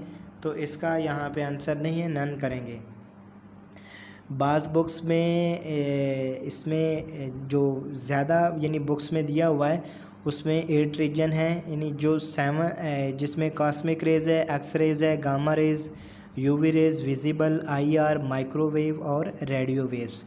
और रेडियो वेव्स ये कुछ रिसर्चेस के थ्रू देखा गया कि कॉस्मिक रेज़ की हाई एनर्जी की वजह से इसको इलेक्ट्रोमैग्नेटिक स्पेक्ट्रम में इंक्लूड नहीं किया जाता। तो बाज़ बुक्स में कॉस्मिक रेज़ नहीं है, बाज़ में है। तो हमारी जो 12th क्लास की केमिस्ट्री की बुक है उसमें 8 रीजन ही मेंशन है। तो इलेक्ट्रोमैग्नेटिक स्पेक्ट्रम के टोटल 8 रीजन्स हैं, ठीक है। तो इसमें जिसमें कॉस्मिक रेज़ भी आएगा, यानी कॉस्मिक रेज़ को इंक्लूड बाज़ दफ़ा नहीं, बाज़ बुक्स में नहीं किया गया। तो कुछ रिसर्चेस से कि उसकी हाईएस्ट एनर्जी है तो उसको उससे एक्सक्लूड कर दिया गया है। तो बाकी टोटल कॉस्मिक रेज़ यानी अगर शामिल करें cosmic rays, X rays, gamma rays, UV, visible, IR, microwave and radio waves, ठीक है। उसके बाद Rydberg question, spectral line corresponding to n1 = 3 n2 = 5। तो इसमें यहाँ पे कौन सी सीरीज़ में ये लाइन लाई करेगी 5 से। तो लोएस्ट ऑर्बिट से हम देखते हैं, अगर लोएस्ट ऑर्बिट यानी n1 अगर 1 होता है तो वो हमारे पास है लामन सीरीज़, अगर 2 है तो बामर सीरीज़, अगर 3 है तो पास्चन सीरीज़। तो इसका यहाँ पे 3 है तो इसका पास्चन सीरीज़ होगा। विच हैज़ लोएस्ट फ्रीक्वेंसी, तो इनमें से किसकी फ्रीक्वेंसी लोएस्ट होगी। माइक्रोवेव, इसकी एनर्जी सबसे कम होती है माइक्रोवेव, क्योंकि हमारे पास जैसे जो स्पेक्ट्रम जनरली दिया जाता है बुक्स में वो हमारे पास इस तरह होता है, X rays, gamma rays, UV, visible, IR, microwave and radio waves. तो माइक्रोवेव एंड रेडियो वेव्स, तो इस तरह वेव लेंथ इंक्रीज़ कर रही होती है और एनर्जी डिक्रीज़ कर रही होती। एनर्जी डिक्रीज़ करेगी तो फ्रीक्वेंसी भी डिक्रीज़ करेगी। तो इसकी फ्रीक्वेंसी, क्योंकि एनर्जी और फ्रीक्वेंसी का डायरेक्ट रिलेशन होता है E = H/nu, ठीक है। तो माइक्रोवेव की लोएस्ट फ्रीक्वेंसी होगी। Which is correct order of wave length, तो इनका वैल्यू फाइंड करें, इसको मीटर में ही निकालें। जैसे 300 नैनोमीटर है, 300 नैनोमीटर, इसको अगर मैं मीटर में लिखूं तो ये 3 × 10⁻⁻7 होगा, यानी ये 0 वो 10⁻⁻2 से कैंसिल, तो ये हमारे पास हो जाएगा मीटर। अगर बात करूं 3 नैनोमीटर की तो ये 3 × 10⁻⁹ मीटर के इक्वल होगा। और अगर 30 एंगस्ट्रॉम की बात करें तो ये हमारे पास होगा 30 एंगस्ट्रॉम, ये 10⁻⁻10 के इक्वल होता है। तो 30 × 10⁻⁻10, फर्दर मैं इसको करूँगा तो ये होगा 3 × 10⁻⁹। तो यहाँ पे देखें 30 एंगस्ट्रॉम और 3 नैनोमीटर, इनका वैल्यू इक्वल आ रहा है। तो इसमें इनका इक्वल होना था, बाकी ये हमारे पास लार्जर वैल्यू है 300 नैनोमीटर की। तो ये सभी इनकरेक्ट हैं, इसमें इसका आंसर होगा नन, ठीक है। इसमें 300 नैनोमीटर लार्जर है, लेकिन ये दोनों इक्वल होनी थी। तो यहाँ पे अगर इक्वल का साइन होता तो ये करेक्ट होना था। बहरहाल यहाँ पे इसका होगा डी ऑप्शन में। नेक्स्ट है वैल्यू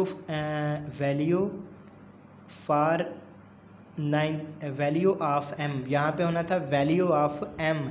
ये मैग्नेटिक क्वांटम नंबर का क्या वैल्यू होगा, 19th इलेक्ट्रॉन ऑफ क्रोमियम।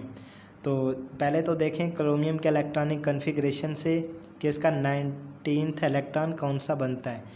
तो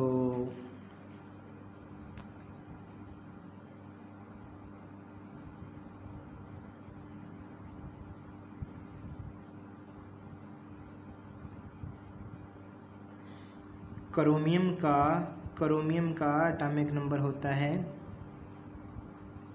24। तो इसका कॉन्फ़िगरेशन होगा 1s2 2s2 2p6 3s2 3p6 4s2 3d इसमें होगा 4, बट 3d 4, लेकिन एक इसमें एक्सचेंज होगा, एक्सचेंज मारेगा इसमें, और ये इसमें यहाँ पे हमारे पास हो जाएगा 3d 5 और 4s1। तो अगर बात करें इसका 19 पे जो इलेक्ट्रॉन आ रहा है वो है 4s1। 4s1 के लिए अगर बात करें प्रिंसिपल क्वांटम नंबर तो इसके लिए है 4, लेकिन एजीमुथल यहाँ पे मैग्नेटिक क्वांटम नंबर पूछा गया, तो मैग्नेटिक क्वांटम नंबर डिपेंड करता है एजीमुथल क्वांटम नंबर पे, और एजीमुथल क्वांटम नंबर s के लिए l होता है, l की वैल्यू होती है 0। l 0 होगा तो अंडरस्टूड है कि m की वैल्यू भी 0 होगी। तो यहाँ पे क्वेश्चन में पूछा गया कि इसका मैग्नेटिक क्वांटम नंबर क्या होगा, तो उसका वैल्यू होगा 19th इलेक्ट्रॉन के लिए 0। How many electron of argon in p subshell having same spin. तो p सबशेल आर्गन का कन्फिग्रेशन करें, 18 एटॉमिक नंबर होता है, तो उसमें 2p भी आएगा 3p भी आएगा, 2p6 होगा 3p6 होगा। तो इनमें जस्ट सेम कन्फिग्रेशन अगर मैं इसकी बात करूं तो ये हमारे पास इसमें 3 इलेक्ट्रॉन का स्पिन सेम है, और 3p में भी जस्ट 3 इलेक्ट्रॉन का, यानी टोटल p में जितने भी इलेक्ट्रॉन हैं 3 का क्लॉकवाइज है, 6 का क्लॉकवाइज है, 6 का एंटी क्लॉकवाइज है, यानी 2p 3p का मैं इसका ओवरऑल की बात कर रहा हूँ। तो टोटल 6 इलेक्ट्रॉन हैं जिनका स्पिन सेम है। How many electron in zinc having n+l is equal to 4। तो n+l 4 कब होगा, n+l 4 कब होगा, जब हमारे पास एक तो होगा 4s, क्योंकि इसका n+l 4 होता है। इसी तरह 3d सॉरी नहीं होगा, 3p हमारे पास होगा, क्योंकि 3d तो इसमें शामिल नहीं होगा।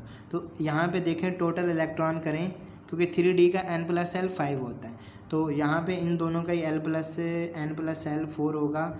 तो 4s का हमारे पास 2 इलेक्ट्रॉन होंगे, 3p में 6 होंगे, ये दोनों इसकी कन्फिग्रेशन में आते हैं 4s एंड 3p। तो टोटल जो इलेक्ट्रॉन हैं जिनका n+l वैल्यू 4 होगा, वो टोटल इलेक्ट्रॉन हमारे पास है 8। वीडियो को साथ लाइक भी करें अगर अभी तक भी लाइक नहीं किया। तो अगर आपको क्वेश्चन में इंटरेस्ट डेवलप हो रहा है, मज़ा आ रहा है, तो इसको साथ साथ आप कमेंट भी करते जाएं, ठीक है। इससे टीचर से के दिल से दुआ निकलती है आपके लिए। जो वीडियो बनाई जाती है बहुत मेहनत इस पे की जाती है, बहुत घंटों का समय इस पे सर्व किया जाता है, और इसमें एडवांस लेवल के क्वेश्चन कोशिश की जाती है कि आपको हर क्वेश्चन में सीखने से मिले। कुछ इसमें एडवांस लेवल क्वेश्चन, इसके अलावा टाइम कंज्यूमिंग क्वेश्चन भी। लास्ट टाइम जो कॉम्पिटिटिव एग्ज़ाम जो हुआ था उसमें कुछ इस तरह के क्वेश्चन थे कि जिसमें ज़्यादा टाइम कंज्यूम होता था, स्पेंड होता था, ठीक है। तो इस तरह ये क्वेश्चन इसीलिए दिए जाते हैं कि आप इनकी प्रैक्टिस करें बार बार। जैसे इलेक्ट्रॉनिक कन्फिग्रेशन वाला हो गया, n+l वैल्यू ये पूछा गया, तो ये प्रैक्टिस से ये चीज़ें आती हैं, ठीक है। प्रैक्टिस करेंगे तो फ़ौरन ही आप इसमें पहुंच जाएंगे कि कौन से क्वेश्चन का कौन सा करेक्ट आंसर होगा, ठीक है। तो वीडियो को अभी भी लाइक नहीं किया तो लाइक भी करें, इसको अपने जो फ्रेंड्स हैं उनसे शेयर भी करें, ठीक है। तो उसके बाद चलें, how many electron in all shell having n+l is equal to 5। तो n+l 5 किसके लिए होगा, 5s के लिए भी होगा, 4p के लिए भी होगा, 3d के लिए भी होगा। f जो है वो 4 से स्टार्ट होता है, तो 4f का तो n+l 7 होता है, ठीक है। तो बहरहाल ये हमारे पास n+l 5 रखने वाले हैं, सब शेल हैं, तो s में 2, p में 6, d में 10, तो टोटल 18 इलेक्ट्रॉन होंगे, टोटल 18 इलेक्ट्रॉन होंगे। In Bohr Bohr orbit the ratio of total energy and kinetic energy. तो रेशियो ऑफ टोटल एनर्जी जो इसका वैल्यू होता है, टोटल एनर्जी का वैल्यू होता है ये हमारे पास इक्वल होती है -GE² 8 pi epsilon naught R. और काइनेटिक एनर्जी इसका वैल्यू होता है जब आप हाफ एम वी स्क्वायर में एम वी स्क्वायर की वैल्यू पुट करते हैं तो वो हमारे पास होता है G square over 8 pi epsilon naught R. ये हमारे पास है इसकी काइनेटिक एनर्जी। तो अगर हम इनका रेशो लें तो ये वैल्यू तो सेम है, मीन रेशो मीन के इनको डिवाइड कर दें, वैल्यू सेम है, तो इसके आंसर आ जाएगा -1। यहाँ पे क्योंकि ये माइनस है, नीचे काइनेटिक एनर्जी में यहाँ पे वैल्यू में प्लस है, तो माइनस की वजह से इसका आंसर आ जाएगा -1। इसका आंसर आ जाएगा। तो रेशो इसमें क्या रेशो होगा, -1 होगा between kinetic energy and total energy. The maximum number of electron in sub shell, तो maximum number of electron sub shell में हम फाइंड करते हैं 2l+1 से। 2l+1, या इसको 2 से मल्टीप्लाई कर दें तो ये हमारे पास हो जाएगा 4l+2। ठीक है, तो इस तरह भी क्वेश्चन पूछ सकते हैं। तो इसका आंसर होगा 4l+2। नेक्स्ट है the following quantum number are possible for how many orbital. तो इसमें n की वैल्यू 3 है, l की 2 है और m की 1 है। तो अगर मैग्नेटिक क्वांटम नंबर का एक ही वैल्यू दिया हुआ है तो इसका मतलब कि एक ही ऑर्बिटल है। तो 1 ऑर्बिटल के लिए तो ये क्वांटम नंबर का वैल्यू होगा। ठीक है, तो इसका आंसर होगा 1। अब यहाँ पे हमने डिसाइड किया, यानी ये थोड़ा इसमें कन्फ्यूजन हो जाती है कि अब कैसे इसको फाइंड किया जाए। तो सिंपल इसमें कंसेप्ट है कि आप magnetic quantum number just orbital की तादाद को मेंशन करते हैं, वैल्यूज़ होती हैं, नंबर्स होते हैं, नंबर ऑफ़ ऑर्बिटल्स। तो अगर इसकी +2 एक ही यानी नंबर आ रहा है, एक ही नंबर है, तो एक ही ऑर्बिटल का होगा। ठीक है, जिस तरह +2 +1 -1 -2 0, तो ये 5 ऑर्बिटल हो गए। इस तरह p के लिए 3 वैल्यूज़ होती हैं, 0 +1 -1।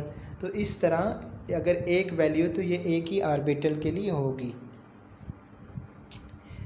The number of radial and angular nodes in 3p। Radial and angular nodes, तो सबसे पहले हम फाइंड करेंगे इसमें रेडियल नोड्स। रेडियल या इनको हम स्फेरिकल नोड्स भी कहते हैं। तो रेडियल नोड्स इनके लिए फार्मूला होता है n-l-1। तो रेडियल नोड 3p के लिए होगा 3 p के लिए l की वैल्यू होती है 1 तो 1। और एंगुलर नोड या जिसको हम प्लेनर नोड भी कहते हैं, तो ये होता है l के इक्वल, lp के लिए होता है 1। तो दोनों का आंसर होगा, यानी इनमें रेडियल जिनको हम स्फेरिकल नोड भी कहते हैं और एंगुलर या नॉन स्फेरिकल नोड या जिनको हम प्लेनर नोड भी कहते हैं, तो उसका आंसर भी होगा 1। The velocity of particle A and B is this and this if the mass of particle B find 5 times more than A the ratio of wavelength। तो इसमें हम इसका सबसे पहले तो इसका गिवन लिखेंगे, गिवन डाटा कि इनकी वेलोसिटी A हमारे पास है, A की वेलोसिटी है 0.1 मीटर पर सेकंड है, B की है 0.05 मीटर पर सेकंड। और अगर पार्टिकल का मास देखें तो ma का अगर 1 हो तो mb हमारे पास होगा 5 के। अब यहाँ पे वेवलेंथ का रेशो फाइंड करना है, तो हम देखेंगे कि किस में मास इनका आता है और वेलोसिटी, तो वो है de Broglie equation lambda is equal to h/mv। Lambda is equal to h/mv।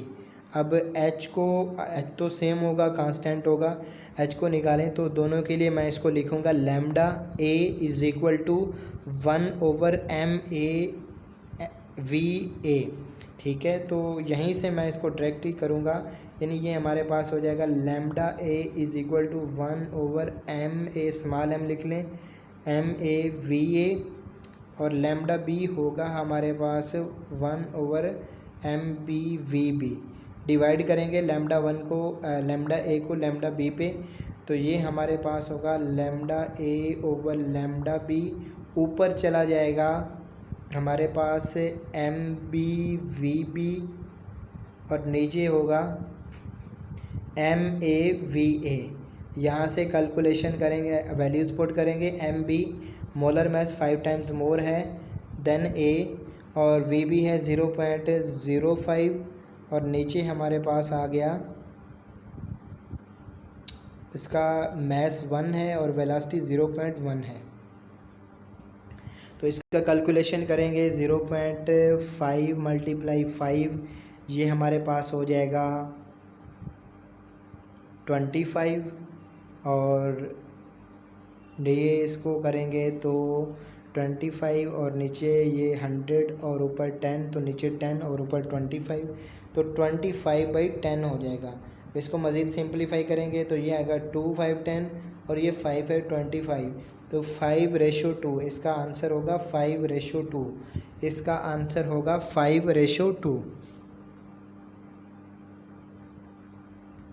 Number of spectral line, number of spectral lines कैसे फाइंड की जाती हैं, इसके लिए फार्मूला होता है n2 -n2 -n1 + 1 into n2 -n1 divided by 2। तो यहाँ पे n2 है हमारे पास 5 है, 5 - 1 +1 इंटू 5 - 1/2, तो ये ऊपर बचेगा 5 मल्टीप्लाई 4/2, तो ये 20/2 इज़ इक्वल टू 10। तो इसमें स्पेक्ट्रल लाइन होंगी 10, यानी n2 यानी 5th ऑर्बिट से 1 तक जो स्पेक्ट्रल लाइन्स टोटल होंगी वो हमारे पास 10 होंगी, वो हमारे पास 10 होंगी। मैं यहाँ पे इसको रेज़ कर देते हैं, आपने नोट तो कर लिया होगा इसको।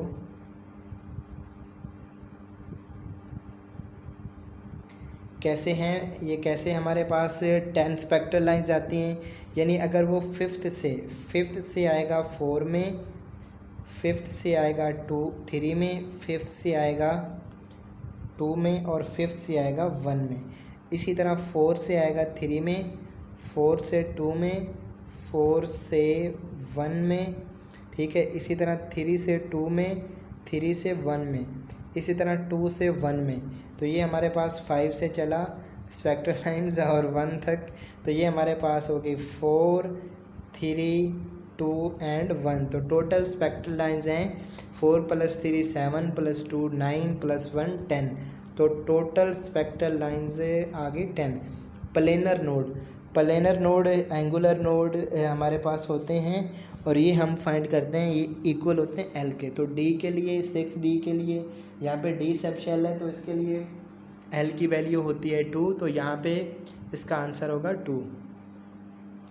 इन all how many nodal planes are in the orbital for n = 3, n = 3, यानी n = 3 होगा तो हमारे पास कितने नोडल प्लेन्स होंगे, कितने नोडल प्लेन्स होंगे। तो n3 के लिए 3s 3p और 3d। 3s में तो 0 नोडल प्लेन होता है, 3p में 3 ऑर्बिटल होंगे और p में 1 नोडल प्लेन होता है। तो इसमें हमारे पास टोटल 3 यानी px py pz में टोटल 3 नोडल प्लेन्स होंगे, ठीक है। इसी तरह d ऑर्बिटल में 2 नोडल प्लेन्स होते हैं, और इसमें हमारे पास 5 ऑर्बिटल्स हैं, तो 5 में 10 नोडल प्लेन्स होंगे। तो टोटल 13 नोडल प्लेन होंगे, टोटल 13 नोडल प्लेन होंगे, इसका आंसर होगा 13।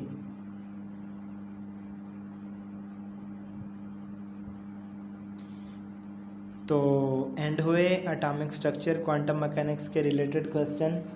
नेक्स्ट है ग्रेविटी, इसमें सॉरी मेटलर्जी के एक्सट्रैक्शन ऑफ मेटल के रिलेटेड क्वेश्चन हैं, और इसमें हम डिस्कस करेंगे एसिड बेस के रिलेटेड क्वेश्चन, ठीक है। अभी भी जिन्होंने वीडियो को लाइक नहीं किया वो इसको लाइक करें और अपने दोस्तों से शेयर भी करें, ठीक है। और इसको अपने दोस्तों को सब्सक्राइब करने का भी कहें। इंशाल्लाह मज़ीद यहाँ पे एडवांस लेवल के क्वेश्चन डिस्कस किए जाएंगे। Gravity separation method used for, gravity separation method ये ऑक्साइड ओर के लिए यूज़ किया जाता है। इसका आंसर होगा oxide ores. Which pair are oxides ores, इसमें फर्स्ट है बक्साइट है, ये एलुमिना होता है, एलुमिनियम ऑक्साइड। सेकंड है इसमें सिरोसाइट है, ये हमारे पास होती है लेड कार्बोनेट को कहते हैं सिरोसाइड, लेड कार्बोनेट। तो ये तो कार्बोनेट आ गया। हेमाटाइट Fe2O3 और कैसिटेराइट ये होता है टिन का ऑक्साइड है SnO2 हमारे पास होता है। तो ये तो ऑक्साइड और का जी ऑप्शन ठीक है।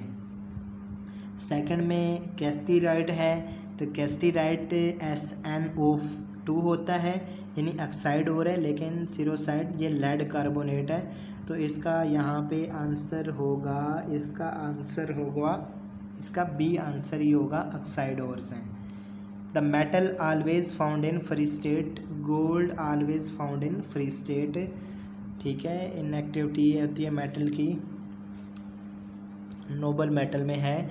Which reagent used in Bayer process, तो बेयर प्रोसेस में सोडियम हाइड्रोक्साइड को यूज़ किया जाता है।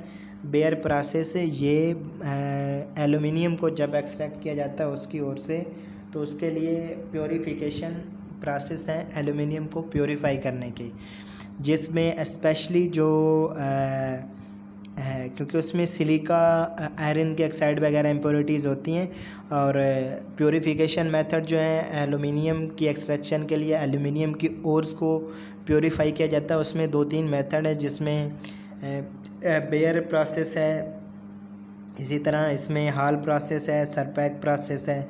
ठीक है, तो बेयर प्रोसेस उस वक्त यूज़ किया जाता है जब impurities in aluminium ores as a iron oxide हो, Fe2O3 हो, तो एज आ उसमें उसको बेयर प्रोसेस के थ्रू प्योरीफाई किया जाता है, यानी इसको कंसंट्रेशन ऑफ ओर भी इसको कहते हैं इन प्रोसेसेस को।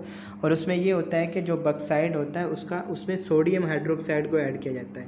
बक्साइड में Al2O3.2H2O, इसमें सोडियम हाइड्रोक्साइड को ऐड करते हैं, तो इसमें बाकी इम्प्योरिटी सेटल डाउन हो जाती हैं और इससे मिलता है सोडियम एल्यूमिनेट, जिससे इसको सोडियम मेटा एल्यूमिनेट भी कहते हैं। तो इससे फिर मेटल को एक्सट्रैक्ट करते हैं। आगे नेक्स्ट रोस्टिंग, स्मेल्टिंग वगैरह होगी, कैल्सिनेशन होगी। ठीक है, तो उसके बाद फिर रिफाइनिंग वगैरह से।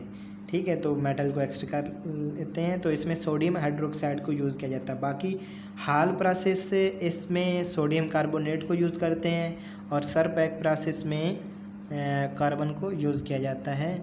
ठीक है, थॉमस स्लैग हमारे पास होती है ये कैल्शियम फास्फेट और कैल्शियम सिलिकेट दोनों का मिक्सचर है। ये हमारे पास दोनों का मिक्सचर है और इसको एज अ फर्टिलाइज़र के तौर पे भी कैल्शियम फास्फेट को यूज़ किया जाता है। एन एग्जांपल ऑफ ऑक्साइड और फर्स्ट टाइम मालाकाइट होना था, मेलाकाइट ये हमारे पास होती है और कॉपर कार्बोनेट, कॉपर हाइड्रोक्साइड की। नेक्स्ट है जिंक ब्लेंड है, ये जिंक सल्फाइड होती है। फेल्डस्पार है, ये पोटाशियम ऑक्साइड, एलुमिना ऑक्साइड और एलुमिना ऑक्साइड और सिलिका का मिक्सचर है। ठीक है, तो इसमें ऑक्साइड और कोई भी नहीं है इसमें। ठीक है, तो इसका आंसर होगा नन।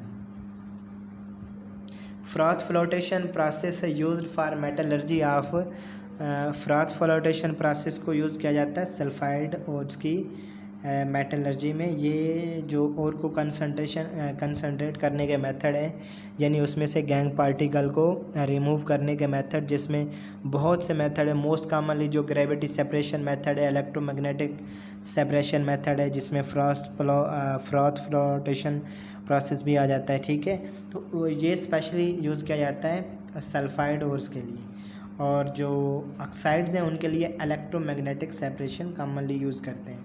ठीक है, electromagnetic separation used in the concentration of, तो इसमें हमारे पास होगा copper pyrite CuFeS2, bauxite, कैस्टीराइट।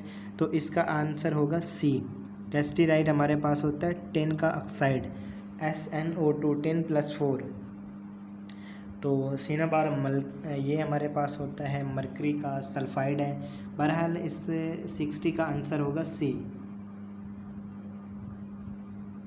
Which of the following is not concentrated by froth flotation process, जितने भी सल्फाइड और हैं वो फ्रॉथ फ्लोटेशन प्रोसेस से उनको प्योरीफाई किया जा सकता है।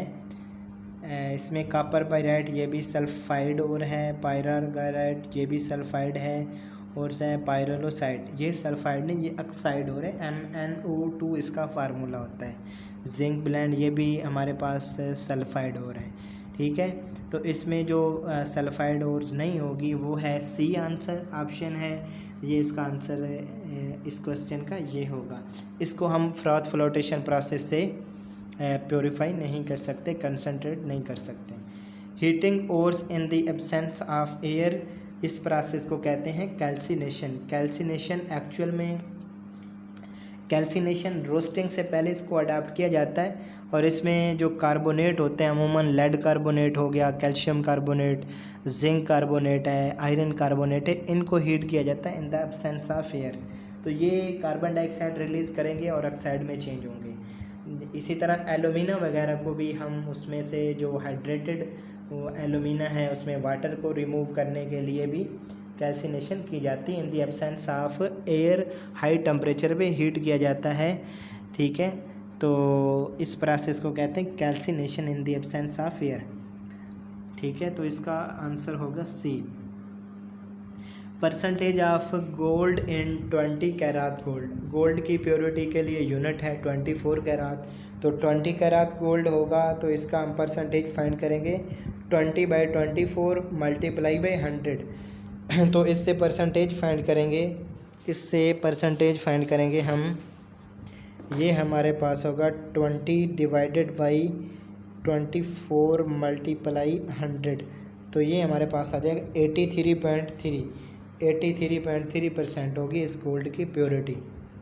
In blast furnace iron oxide reduce by, तो ब्लास्ट फर्नेस में आयरन ऑक्साइड को रिड्यूस किया जाता है, हम इसमें यूज़ करते हैं carbon monoxide. Carbon monoxide actual में ये होता है कि उसमें जो हेमाटाइट है उसका कार्बन मोनोऑक्साइड के साथ हाई टेम्परेचर पे उसको हीट किया जाता है, जो आयरन और फाइनली कार्बन डाइऑक्साइड में चेंज होता है।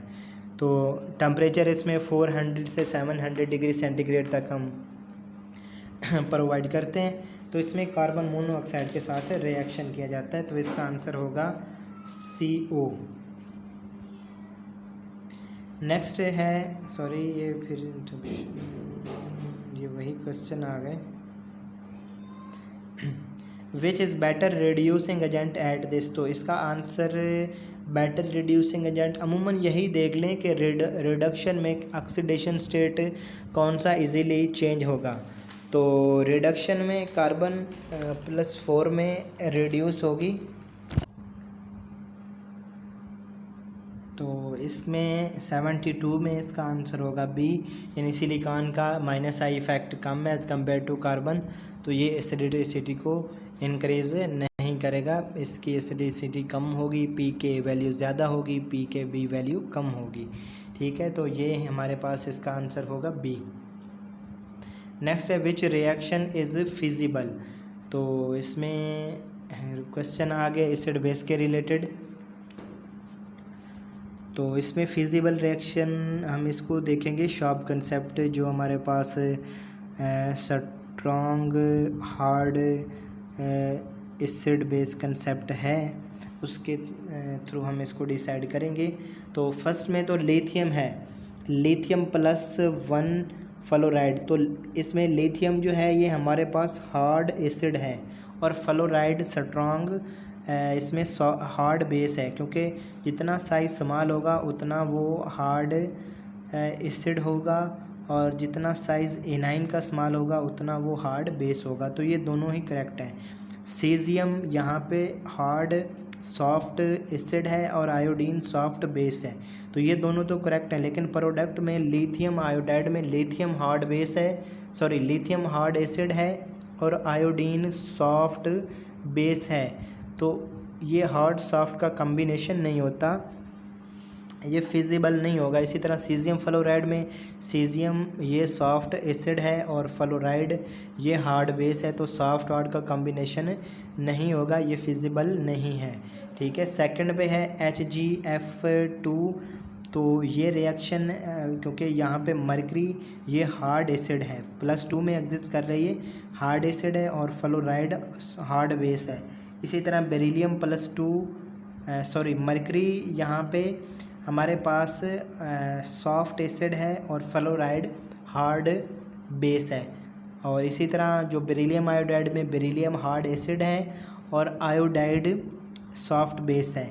अगर इसके प्रोडक्ट में देखें तो बेरिलियम और फ्लोराइड दोनों का स्मॉल साइज़ है, हार्ड एसिड हार्ड बेस का कम्बिनेशन है। इसी तरह सिल्वर का लार्ज साइज़ है और सिल्वर मरकरी का लार्ज साइज़ है और आयोडीन का भी लार्ज। तो ये सॉफ्ट एसिड सॉफ्ट बेसेस हैं, तो इनका कम्बिनेशन भी इन्हें फेवरेबल करेगा, रिएक्शन फॉरवर्ड जाएगा, फिजिबल होगा। तो ये हमारे पास यानी प्रोडक्ट स्टेबल कब होगी, जब हार्ड सॉफ्ट कम्बिनेशन होगा, तो ये फिजिबल होगा। और इसमें भी क्लोरीन यहाँ पे ये फिजिबल नहीं होगा, और इसमें हम इनर्ट पेयर इफ़ेक्ट की तरफ आ जाएंगे कि Pb+2 में एग्जिस्ट करता है, Pb+4 एग्जिस्ट नहीं करता due to inert pair effect.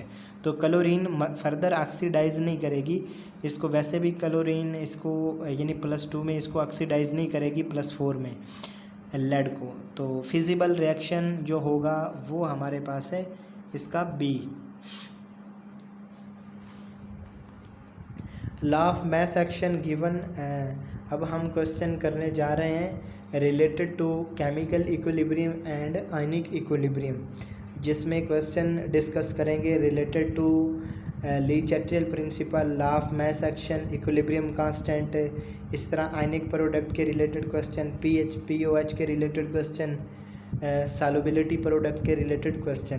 ठीक है, तो law of mass action given in, law of mass action ये 1864 में पेश किया था CM गिल्डबर्ग और P वैग ने, इसका 1864 होगा।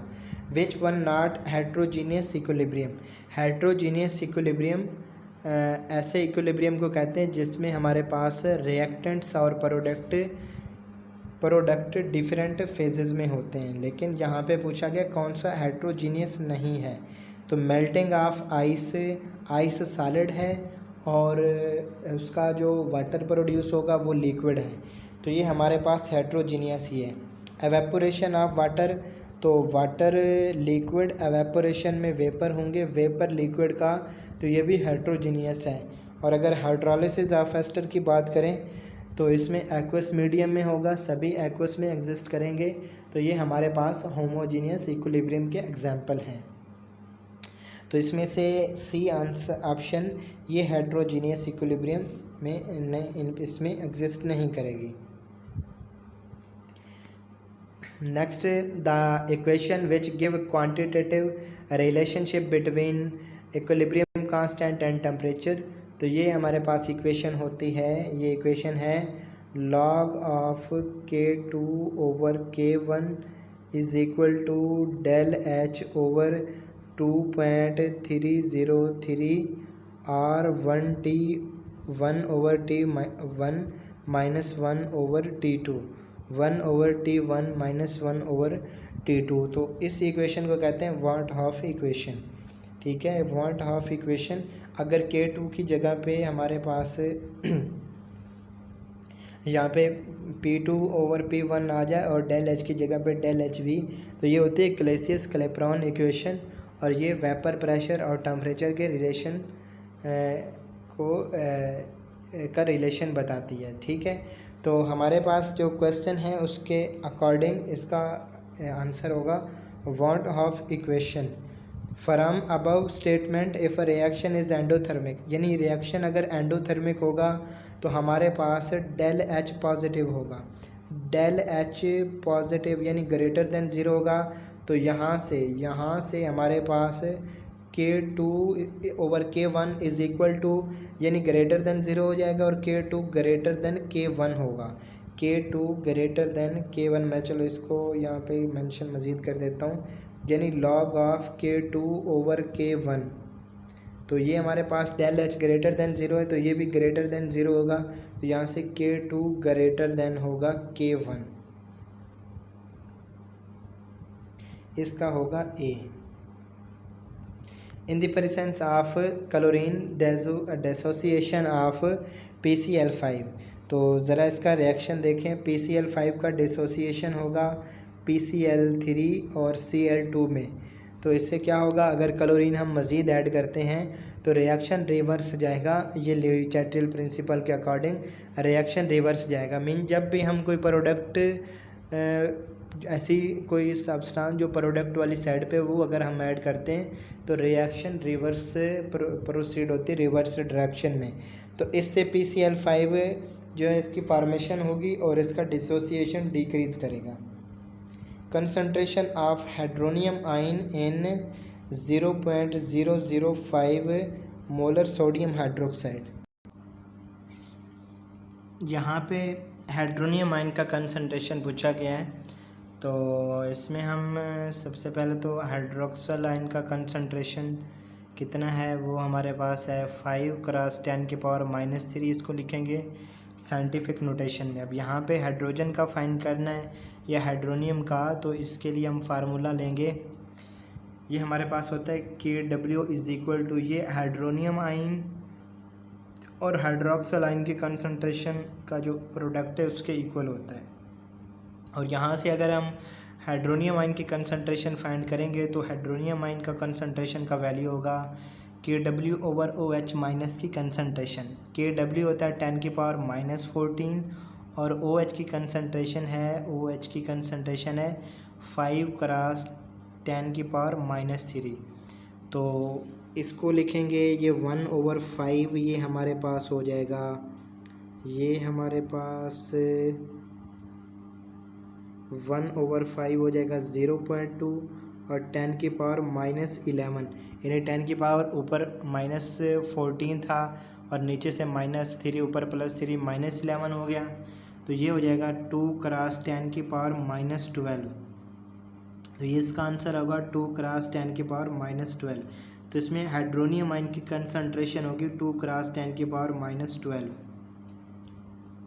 नेक्स्ट है concentration of hydrogen ion by mixing 400 ml of solution with pH test. तो सबसे पहले तो हम इसमें दोनों की कंसंट्रेशन फाइंड करेंगे इस pH के लिहाज से, फिर हम उनका सम करके टोटल वॉल्यूम पे डिवाइड करेंगे और हम उसको यानी 1000 ml या डेसीमीटर के क्यूब के लिहाज से उसका जो है वैल्यू फाइंड करेंगे। तो इसमें क्वेश्चन नंबर 80 में हमारे पास 400 ml है pH3 के सोल्यूशन का। अब pH3 का सोल्यूशन है तो उसमें H आयन का कंसंट्रेशन होगा 10⁻⁻3 यानी जब pH3 होगी। इसी तरह नीचे हमारे पास pH4 है तो उसके लिए वैल्यू होगा, उसकी कंसंट्रेशन होगी 10⁻⁻4। ये H आयन की कंसंट्रेशन है। अब हम पर मोल डेसीमीटर क्यूब कंसंट्रेशन अगर फाइंड करें तो H आयन की कंसंट्रेशन होगी 10⁻⁻3 और ये हमारे पास कितने ml हैं, ये हमारे पास है 400 ml मल्टीप्लाई 400/1000। तो ये डेसीमीटर क्यूब में इतनी कंसंट्रेशन होगी।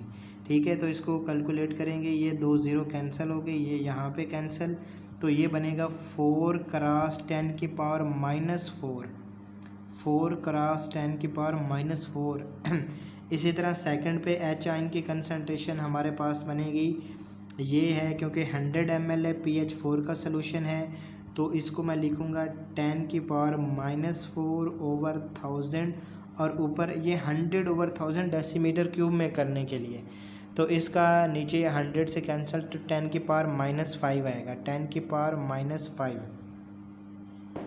तो इसको यानी नीचे क्योंकि नीचे 10 बचेगा और ये ऊपर हमारे पास जाएगा तो 10⁻⁻5 हो जाएगा।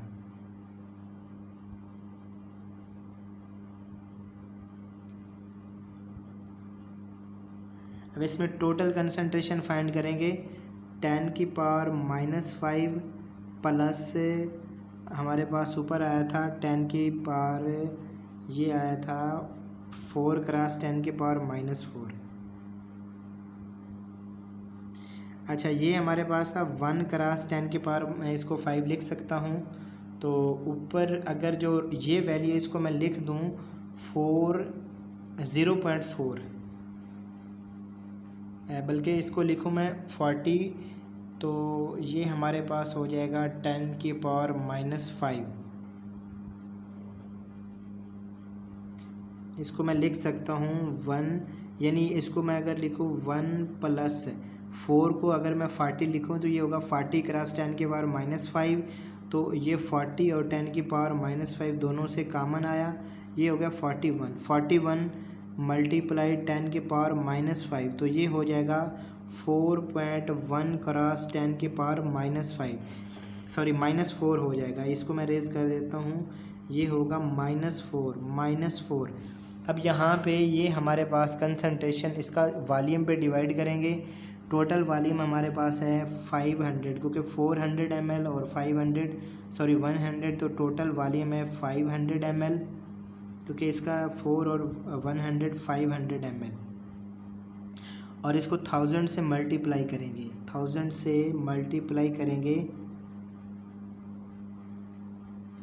तो हमारे पास इसका कंसंट्रेशन आ जाएगा। ये 0 से कैंसिल, ये 5 और ये 2, 4.1 को 2 से मल्टीप्लाई करेंगे तो ये आ जाएगा 8.2 क्रॉस 10⁻⁻4। 8.2 यहाँ पे आंसर नहीं है तो इसका आंसर होना चाहिए था 8.2। यहाँ पे इसका आंसर होना चाहिए था 8.2 क्रॉस 10⁻⁻4। ठीक है, तो ये इसमें H आयन का कंसंट्रेशन होगा, ये इसमें H आयन का कंसंट्रेशन होगा।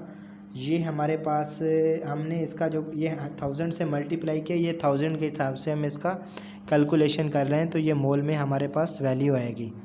क्योंकि 400 में ये थे आयन, 1 ml में 500 में ये थे, 1 ml में कितने होंगे, इस आयन को 500 पे डिवाइड करेंगे और 1000 में कितने होंगे, तो वो H आयन हमारे पास आएंगे 8.2 क्रॉस 10⁻⁻4।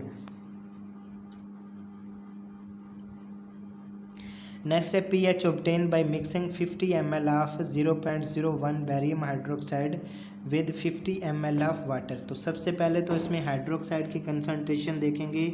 हाइड्रोक्साइड आयन की कंसंट्रेशन जो है वो है 10⁻², लेकिन इसमें 2 हाइड्रोक्साइड हैं तो ये हो जाएगी। और ये कितना है, 50 ml में है, तो 50 ml कैसे इसको करेंगे, 50 से मल्टीप्लाई कर देंगे और 1000 पे डिवाइड कर देंगे, तो ये हमारे पास पर डेसीमीटर क्यूब इसकी कंसंट्रेशन आएगी। अब ये 50, ये यहाँ पे नीचे आ गया 20, और इसी तरह ये 2 से कैंसिल, ये 10 हो गया, 10 ऊपर जाएगा तो ये हो जाएगा 10⁻⁻3। तो यहाँ से अगर नेगेटिव लॉगरिथम लेंगे तो इसका POH का वैल्यू आएगा 3, और यहाँ से PH आ जाएगी 11 में से 14 में से 3 माइनस करेंगे तो ये हमारे पास आ जाएगा 11। इसका आंसर माइंड में आ रहा था, 11 आंसर आ जाएगा इसका, PH इसकी होगी 11, तो इसका आंसर होगा 11। क्वेश्चन नंबर 82 है pH of 1 molar sodium sulphate. तो जब भी हमारे पास कोई ऐसा साल्ट हो जो स्ट्रॉन्ग एसिड और स्ट्रॉन्ग बेस से, तो वो हाइड्रोलाइज नहीं होता तो उसका pH वैल्यू पे कोई इफेक्ट, यानी न्यूट्रल होगा, या कम्प्लीटली अगर होगा तो स्ट्रॉन्ग एसिड बेस वो pH को न्यूट्रल ही रखते हैं। pH इसकी 7 होगी, pH 7 होगी। Which has highest pH value, तो इसमें हम देखेंगे किसकी pH वैल्यू हाईएस्ट होगी।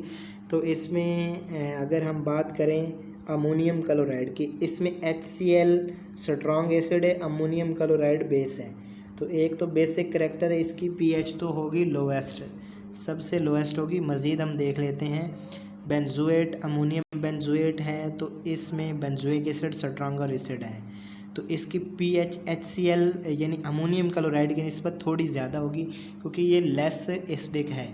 इसी तरह पोटाशियम नाइट्रेट में पोटाशियम हाइड्रोक्साइड HNO3, तो ये दोनों strong acid strong base produce करेंगे, तो ये न्यूट्रल यानी 7 pH होगी।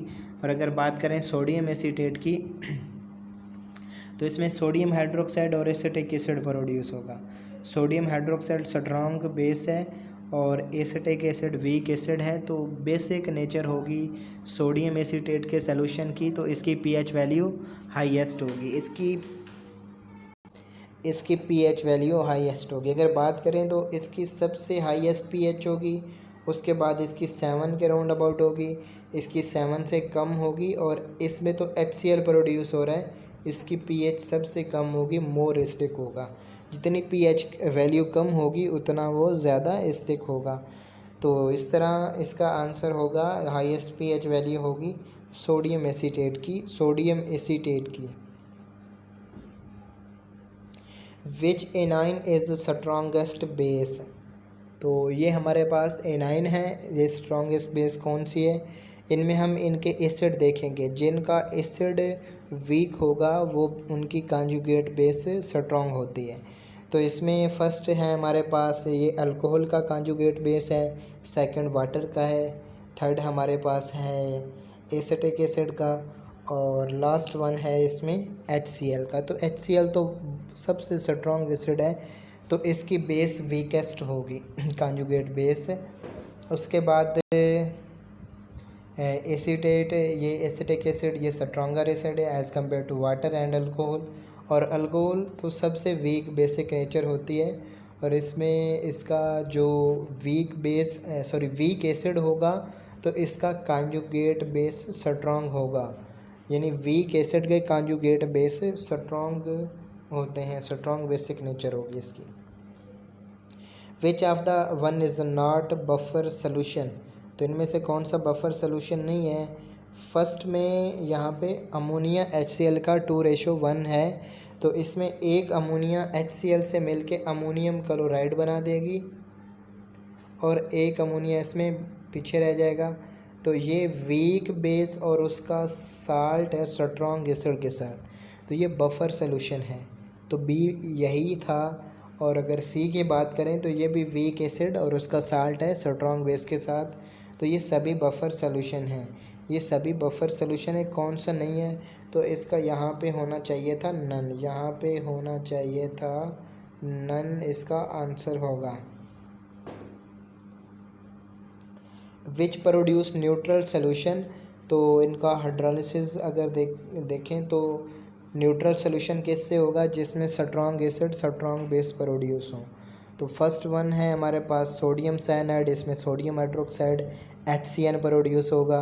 सोडियम हाइड्रोक्साइड वीक बेस है, और स्ट्रॉन्ग बेस है, और HCN वीक एसिड है, तो ये बेसिक नेचर होगी स्ट्रॉन्ग बेस की वजह से। सेकंड पे सोडियम हाइड्रोक्साइड और HNO2 प्रोड्यूस होगा। HNO2 वीक एसिड है, सोडियम हाइड्रोक्साइड स्ट्रॉन्ग बेस है, तो सोल्यूशन का नेचर बेसिक होगा। पोटाशियम ब्रोमाइड में पोटाशियम हाइड्रोक्साइड HBr प्रोड्यूस होगा, तो HBr स्ट्रॉन्ग एसिड है और पोटाशियम हाइड्रोक्साइड स्ट्रॉन्ग बेस है, तो इस लिहाज से ये न्यूट्रल सोल्यूशन प्रोड्यूस करेंगे। अगर बात करें पोटाशियम फ्लोराइड की, तो इसमें पोटाशियम हाइड्रोक्साइड और HF प्रोड्यूस होगा। HF वीक एसिड है और पोटाशियम हाइड्रोक्साइड स्ट्रॉन्ग बेस होने की वजह से ये भी सोल्यूशन बेसिक होगा। तो न्यूट्रल सोल्यूशन कौन सा होगा, जिसमें स्ट्रॉन्ग एसिड और स्ट्रॉन्ग बेस प्रोड्यूस हो रहे हैं, वो हमारे पास होगा पोटाशियम ब्रोमाइड का, पोटाशियम ब्रोमाइड का। नेक्स्ट है pH of 0.05 molar strong dibasic. Strong dibasic acid का मतलब ये है कि वो कंप्लीट आयनाइज हो जाएगा, और इसमें अगर डाई बेसिक है तो उसका जो H आयन का कंसनट्रेशन होगा वो डबल हो जाएगा, और इससे H आयन का कंसनट्रेशन होगा 0.1, या हम इसको बोलेंगे, लिखेंगे कि 10 की पावर -1 होगा, 10 की पावर माइनस। ये थोड़ा इसमें यानी इसमें इंटरप्शन हो जाती लिखने में, तो इस लिहाज से ये इशारिया को पॉइंट को थोड़ा इसमें बड़ा मेंशन करना पड़ता है। तो 10 की पावर -1 ये H आयन की कंसंट्रेशन है, और अगर हम इसका नेगेटिव लॉगरिथम लें तो ओवरऑल जो आंसर आएगा वो हमारे पास होगा 1, तो इसके pH का वैल्यू होगा 1।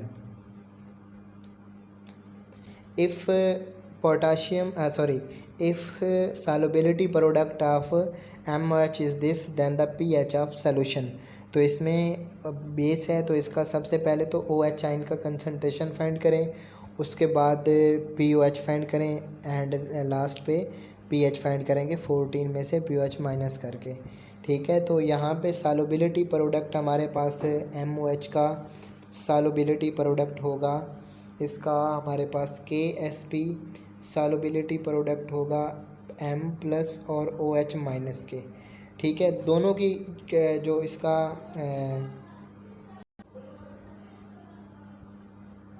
सॉल्युबिलिटी प्रोडक्ट इसका दिया हुआ है वो है हमारे पास 1 × 10⁻⁻10 और इन दोनों की तो सेम कंसंट्रेशन होगी, या इसको हम लिख लेते हैं कि इनकी सॉल्युबिलिटी होगी S का स्क्वायर, तो S हमारे पास होगा 10⁻⁵। तो हमारे पास S का वैल्यू ये आएगा, तो इसमें OH का वैल्यू भी इतना होगा, M+ का भी। तो हमें तो OH के वैल्यू का इससे सरोकार है, तो यहाँ पे OH का कंसंट्रेशन होगा 10⁻⁵। इसका नेगेटिव लॉगरिथम लेंगे तो यहाँ से POH हमारे पास आ जाएगा 5 और PH 14 में से 5 को माइनस करेंगे तो वो हमारे पास 14 में से, ठीक है, 14 में से 5 को माइनस करेंगे तो हमारे पास आ जाएगा 9। इसका आंसर होगा 9। नेक्स्ट है in the concentration of क्रोमेटाइन in saturated solution of silver chromate. Silver chromate का फार्मूला होता है Ag2CrO4। तो इसमें हमारे पास 3 आयन होंगे, 2 सिल्वर के 1 क्रोमेट। तो इसका अगर KSP फाइंड करेंगे तो KSP हमारे पास होगा S2S का स्क्वायर इंटू S। तो KSP हमारे पास इसका आएगा KSP हमारे पास इसका होगा KSP इज इक्वल टू होगा 4S³ और यहाँ पे 4S हमारे पास कितना है, S हमारे पास है 2 × 10⁻⁻4, 2 × 10⁻⁻4। तो ये इसका क्यूब होगा, तो 2 का क्यूब हमारे पास 8 यहाँ से 8 बनेगा, 8 4 से ये 32 और 10⁻⁻4 इसका क्यूब लेंगे तो ये 10⁻⁻12 आएगा। तो इसका आंसर आएगा 32 × 10⁻⁻12, 32 × 10⁻⁻12। तो यहाँ पे नहीं है तो इसका नन करेंगे। 90 क्वेश्चन है what is the OH ion concentration in the solution prepared by mixing of this and this. तो इसमें सबसे पहले तो हम फाइंड करेंगे HCl यानी H आयन की कंसंट्रेशन और OH आयन की कंसंट्रेशन। तो उससे हम फिर देखेंगे जो इनको न्यूट्रलाइज़ करेगा, बाकी किसकी कंसंट्रेशन ज़्यादा होती है वो लेफ़्ट बिहाइंड हो जाएगी, तो उससे हम PH या POH फाइंड करेंगे। OH का यानी यहाँ पे पूछा गया तो उसकी फाइंड कर लेंगे। तो बहरहाल इसका सबसे पहले तो H आयन का कंसंट्रेशन, तो जिस तरह पीछे भी 2-3 क्वेश्चन किए हैं इस तरह के कि H आयन का कंसंट्रेशन इसका वैल्यू है 5 × यहाँ पे हमारे पास है 0.050, तो ये हो जाएगा 5 × 10⁻⁻2 और ये कितने ml है हमारे पास है 20 ml, तो मल्टीप्लाई 20 डिवाइडेड बाई 1000, तो यहाँ से हमारे पास आ जाएगा इसका आंसर होगा 20 से ये 50 और 55 से 10 और यहाँ से आंसर आ गया 10⁻⁻3। इसी तरह यहाँ पे 30 ml ऑफ 0.1, यहाँ पे एक्चुअल में 0.1 होना था, तो 0.1 के हिसाब से अगर इसको करें तो 0.1 30 ml है हमारे पास, 0.1 और बेरियम हाइड्रोक्साइड की तो डबल कंसंट्रेशन होगी, OH के 2 आयन हैं और इसको 30 ml है, 30 डिवाइडेड बाई 1000, तो ये हमारे पास हो जाएगा, ये 0 से 0 कैंसिल, ऊपर से ये एक और 0 नीचे आएगी, तो 6 × 10⁻⁻3, 6 × 10⁻⁻3। अब यहाँ से हम इसको माइनस करेंगे, यानी हाइड्रोक्साइड की कंसंट्रेशन तो ज़्यादा है, तो इसमें से करेंगे 6 कामन लेंगे, 10⁻⁻3 को अगर कामन लें तो 6 - 1 हमारे पास बनेगा। ठीक है, ज़रा इसको देखें दोबारा, ये हमारे पास इसको मैं 1 × 10⁻⁻3 मान लूँ, ये लार्जर वैल्यू OH आयन की कंसंट्रेशन है, ये H आयन की कंसंट्रेशन है, तो यानी जिसकी मैक्सिमम होगी मिनिमम वाली उसमें से सब्ट्रैक्ट करेंगे। तो ये हमारे पास 10⁻⁻3 इनमें से कॉमन आएगा, तो 6 - 1 होगा, 6 - 1 तो ये हो जाएगा 5 × 10⁻⁻3। ये हमारे पास है हाइड्रोक्साइड आयन की कंसंट्रेशन। तो क्वेश्चन में क्या पूछा गया है, क्वेश्चन में हाइड्रोक्साइड आयन का जो सॉल्यूशन प्रिपेयर्ड बाय मिक्सिंग, तो इससे इसका पूछा गया कंसंट्रेशन। तो 5 × 10⁻⁻3 को मैं लिख सकता हूँ 0.005, ठीक है। तो इससे कंसंट्रेशन का वैल्यू होगा 0.0050, तो इसका आंसर होगा डी। नेक्स्ट है which is not acidic buffer. तो एसिडिक बफर होगा वीक एसिड और उसके साल्ट का जो स्ट्रॉन्ग बेस के साथ H2CO3 कार्बनिक एसिड वीक एसिड है और इसका साल्ट है स्ट्रॉन्ग बेस के साथ, ठीक है। नेक्स्ट है वीक एसिड है और उसका साल्ट है स्ट्रॉन्ग बेस के साथ, तो ये भी करेक्ट है। और सी ऑप्शन में HClO4 स्ट्रॉन्ग एसिड। HClO4 तो जितने भी इनऑर्गेनिक एसिड है उनमें से, ये नहीं जो कॉमनली HCl है, नाइट्रिक एसिड है, सल्फ्यूरिक एसिड, तो उन सभी से ये स्ट्रॉन्ग एसिड है HClO4, ठीक है। तो इसका तो ये स्ट्रॉन्ग एसिड बफर सोल्यूशन में हमेशा बेस और एसिड वीक ही होते हैं, तो इसका ये एसिडिक बफर नहीं होगा, एसिडिक बफर नहीं होगा। नेक्स्ट है क्वेश्चन नंबर 92 है 0.1 molar HCl and 0.1 molar H2SO4 each of the volume 2 ml and volume is made 6 ml by adding 2 ml of sodium chloride. तो इसका फाइंड करेंगे pH। इसका क्वेश्चन नंबर 92 में pH फाइंड करेंगे। तो इसको हम कैसे सॉल्व करेंगे,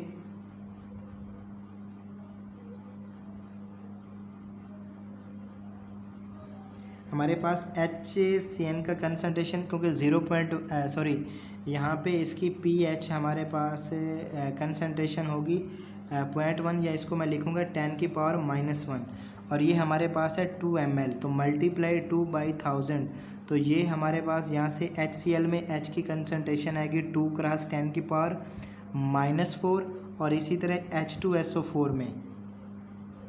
H2SO4 में हमारे पास 10⁻⁻2 10⁻⁻1 और मल्टीप्लाई 2 डिवाइडेड बाई 1000।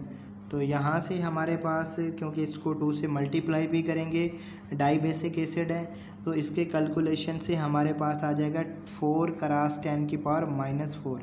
अब इसमें H आयन की कंसंट्रेशन का अगर हम इनको सम अप करें तो ये हो जाएगा 6 × 10⁻⁻4। ये हो गया हमारे पास H आयन की कंसंट्रेशन। अब सोडियम क्लोराइड ऐड करेंगे तो उससे pH पे तो कोई इफेक्ट नहीं होने वाला, लेकिन वॉल्यूम जो है वो कंसंट्रेशन को डिक्रीज़ करने में वो शामिल होगा। तो उससे हमारे पास जो H आयन का टोटल वैल्यू होगा pH, वो हमारे पास होगा 6 × 10⁻⁻4 और टोटल हमारे पास, क्योंकि तीनों जो हैं वो 2 ml हैं, सोडियम क्लोराइड HCl H2SO4, तो इससे 6 ml पे डिवाइड करेंगे मल्टीप्लाई 1000। ये लास्ट स्टेप जो हम करते थे, तो फर्स्ट स्टेप तो कंसंट्रेशन के लिए करते हैं और ये हम फाइनल जो H आयन होते हैं हमारे पास, उसके लिए हम ये पर डेसीमीटर क्यूब यानी इसमें हम ये फार्मूला लेते हैं, ये इस तरह वैल्यूज़ लेते हैं, तो ये कैंसिल हो जाएगा। यहाँ से हमारे पास आ जाएगा 10⁻⁻1, तो 10⁻⁻1 का अगर नेगेटिव लॉग लें तो ये हमारे पास आ जाएगा 1 के इक्वल। तो इसका जो pH है वो 1 होगा, इसका pH 1 होगा। नेक्स्ट है pH of the solution by mixing this and this. तो हमारे पास इन सोल्यूशन को मिक्स करने के लिए क्वेश्चन नंबर 93 में इनको मिक्स करने के से pH पे क्या वैल्यू उसका वैल्यू आएगा। तो हमारे पास क्योंकि पोटाशियम क्लोराइड तो साल्ट है, स्ट्रॉन्ग एसिड बेस का pH पे कोई इफेक्ट नहीं होगा, तो HClO4 से ही हम कंसंट्रेशन लेंगे H की। तो HClO4 से कंसनट्रेशन हमारे पास आएगी 2 × 10⁻⁻³ ये H आयन की कंसनट्रेशन है। अब वो कह रहे हैं कि अगर हम इनका इक्वल वॉल्यूम लें, अगर इनका इक्वल वॉल्यूम लें और वॉल्यूम तो फिर डबल हो जाएगा, टोटल वॉल्यूम डबल हो जाएगा, तो यानी 2 पे हम डिवाइड कर देंगे तो इसकी कंसनट्रेशन हाफ हो जाएगी, यानी कंसनट्रेशन इसकी हो जाएगी 10⁻³ ये हमारे पास है H आयन की कंसनट्रेशन। और 10⁻³ का अगर माइनस लाग लेंगे तो ये हमारे पास आएगा 3, इसका आंसर होगा pH वैल्यू इसकी होगी 3। विच साल्ट इज़ मोस्ट बेसिक, तो इनका जो है हाइड्रोलिसिस उससे हम देखेंगे कि कौन सा बेसिक है जिसमें बेस प्रोड्यूस होगी। देखते हैं बहरहाल इसमें फर्स्ट में तो एल्यूमिनियम हाइड्रोक्साइड और HCN प्रोड्यूस होगा। एल्यूमिनियम हाइड्रोक्साइड वीक बेस और HCN वीक एसिड है।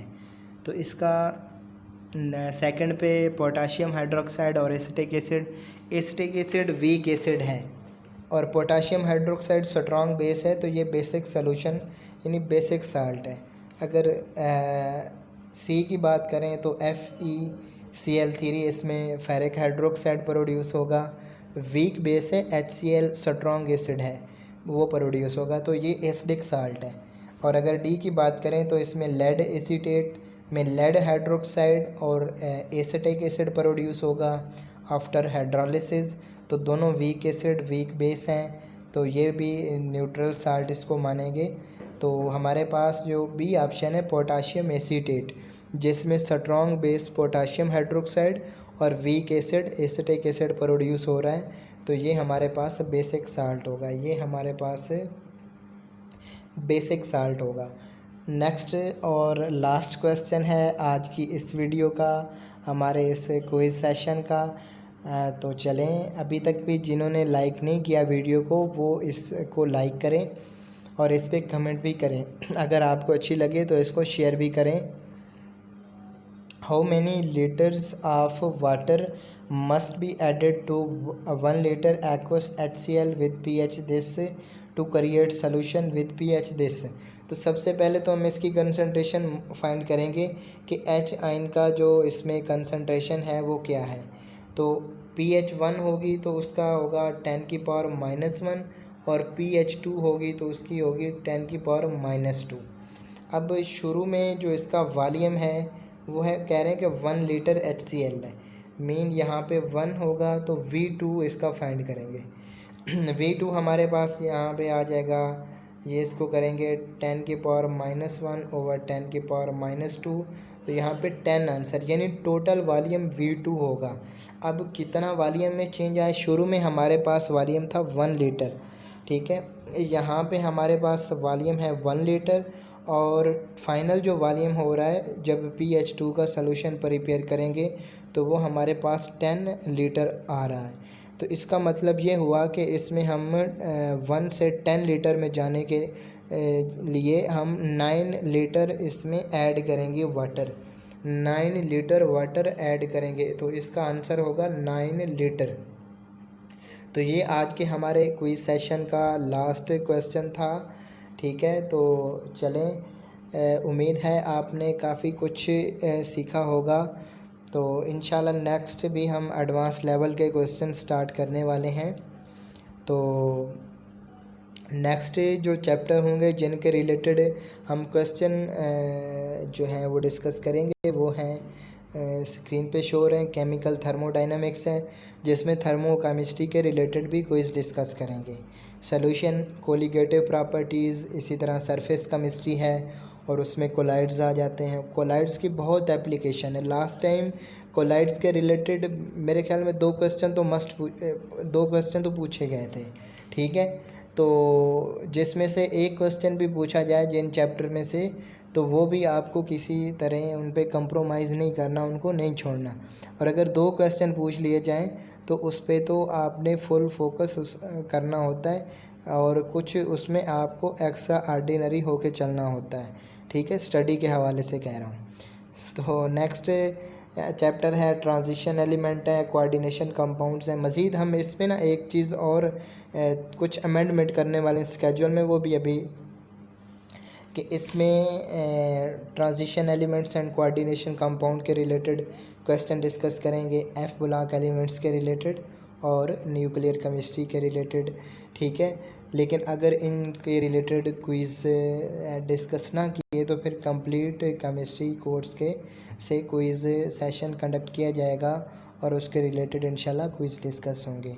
तो ठीक है, उम्मीद है कि आपने बहुत कुछ सीखा होगा। नेक्स्ट वीडियो में आपसे मिलेंगे, मोस्ट एडवांस लेवल के क्वेश्चन डिस्कस करेंगे आपसे, ठीक है। तो अपना ख्याल रखिएगा। अल्लाह हाफिज़।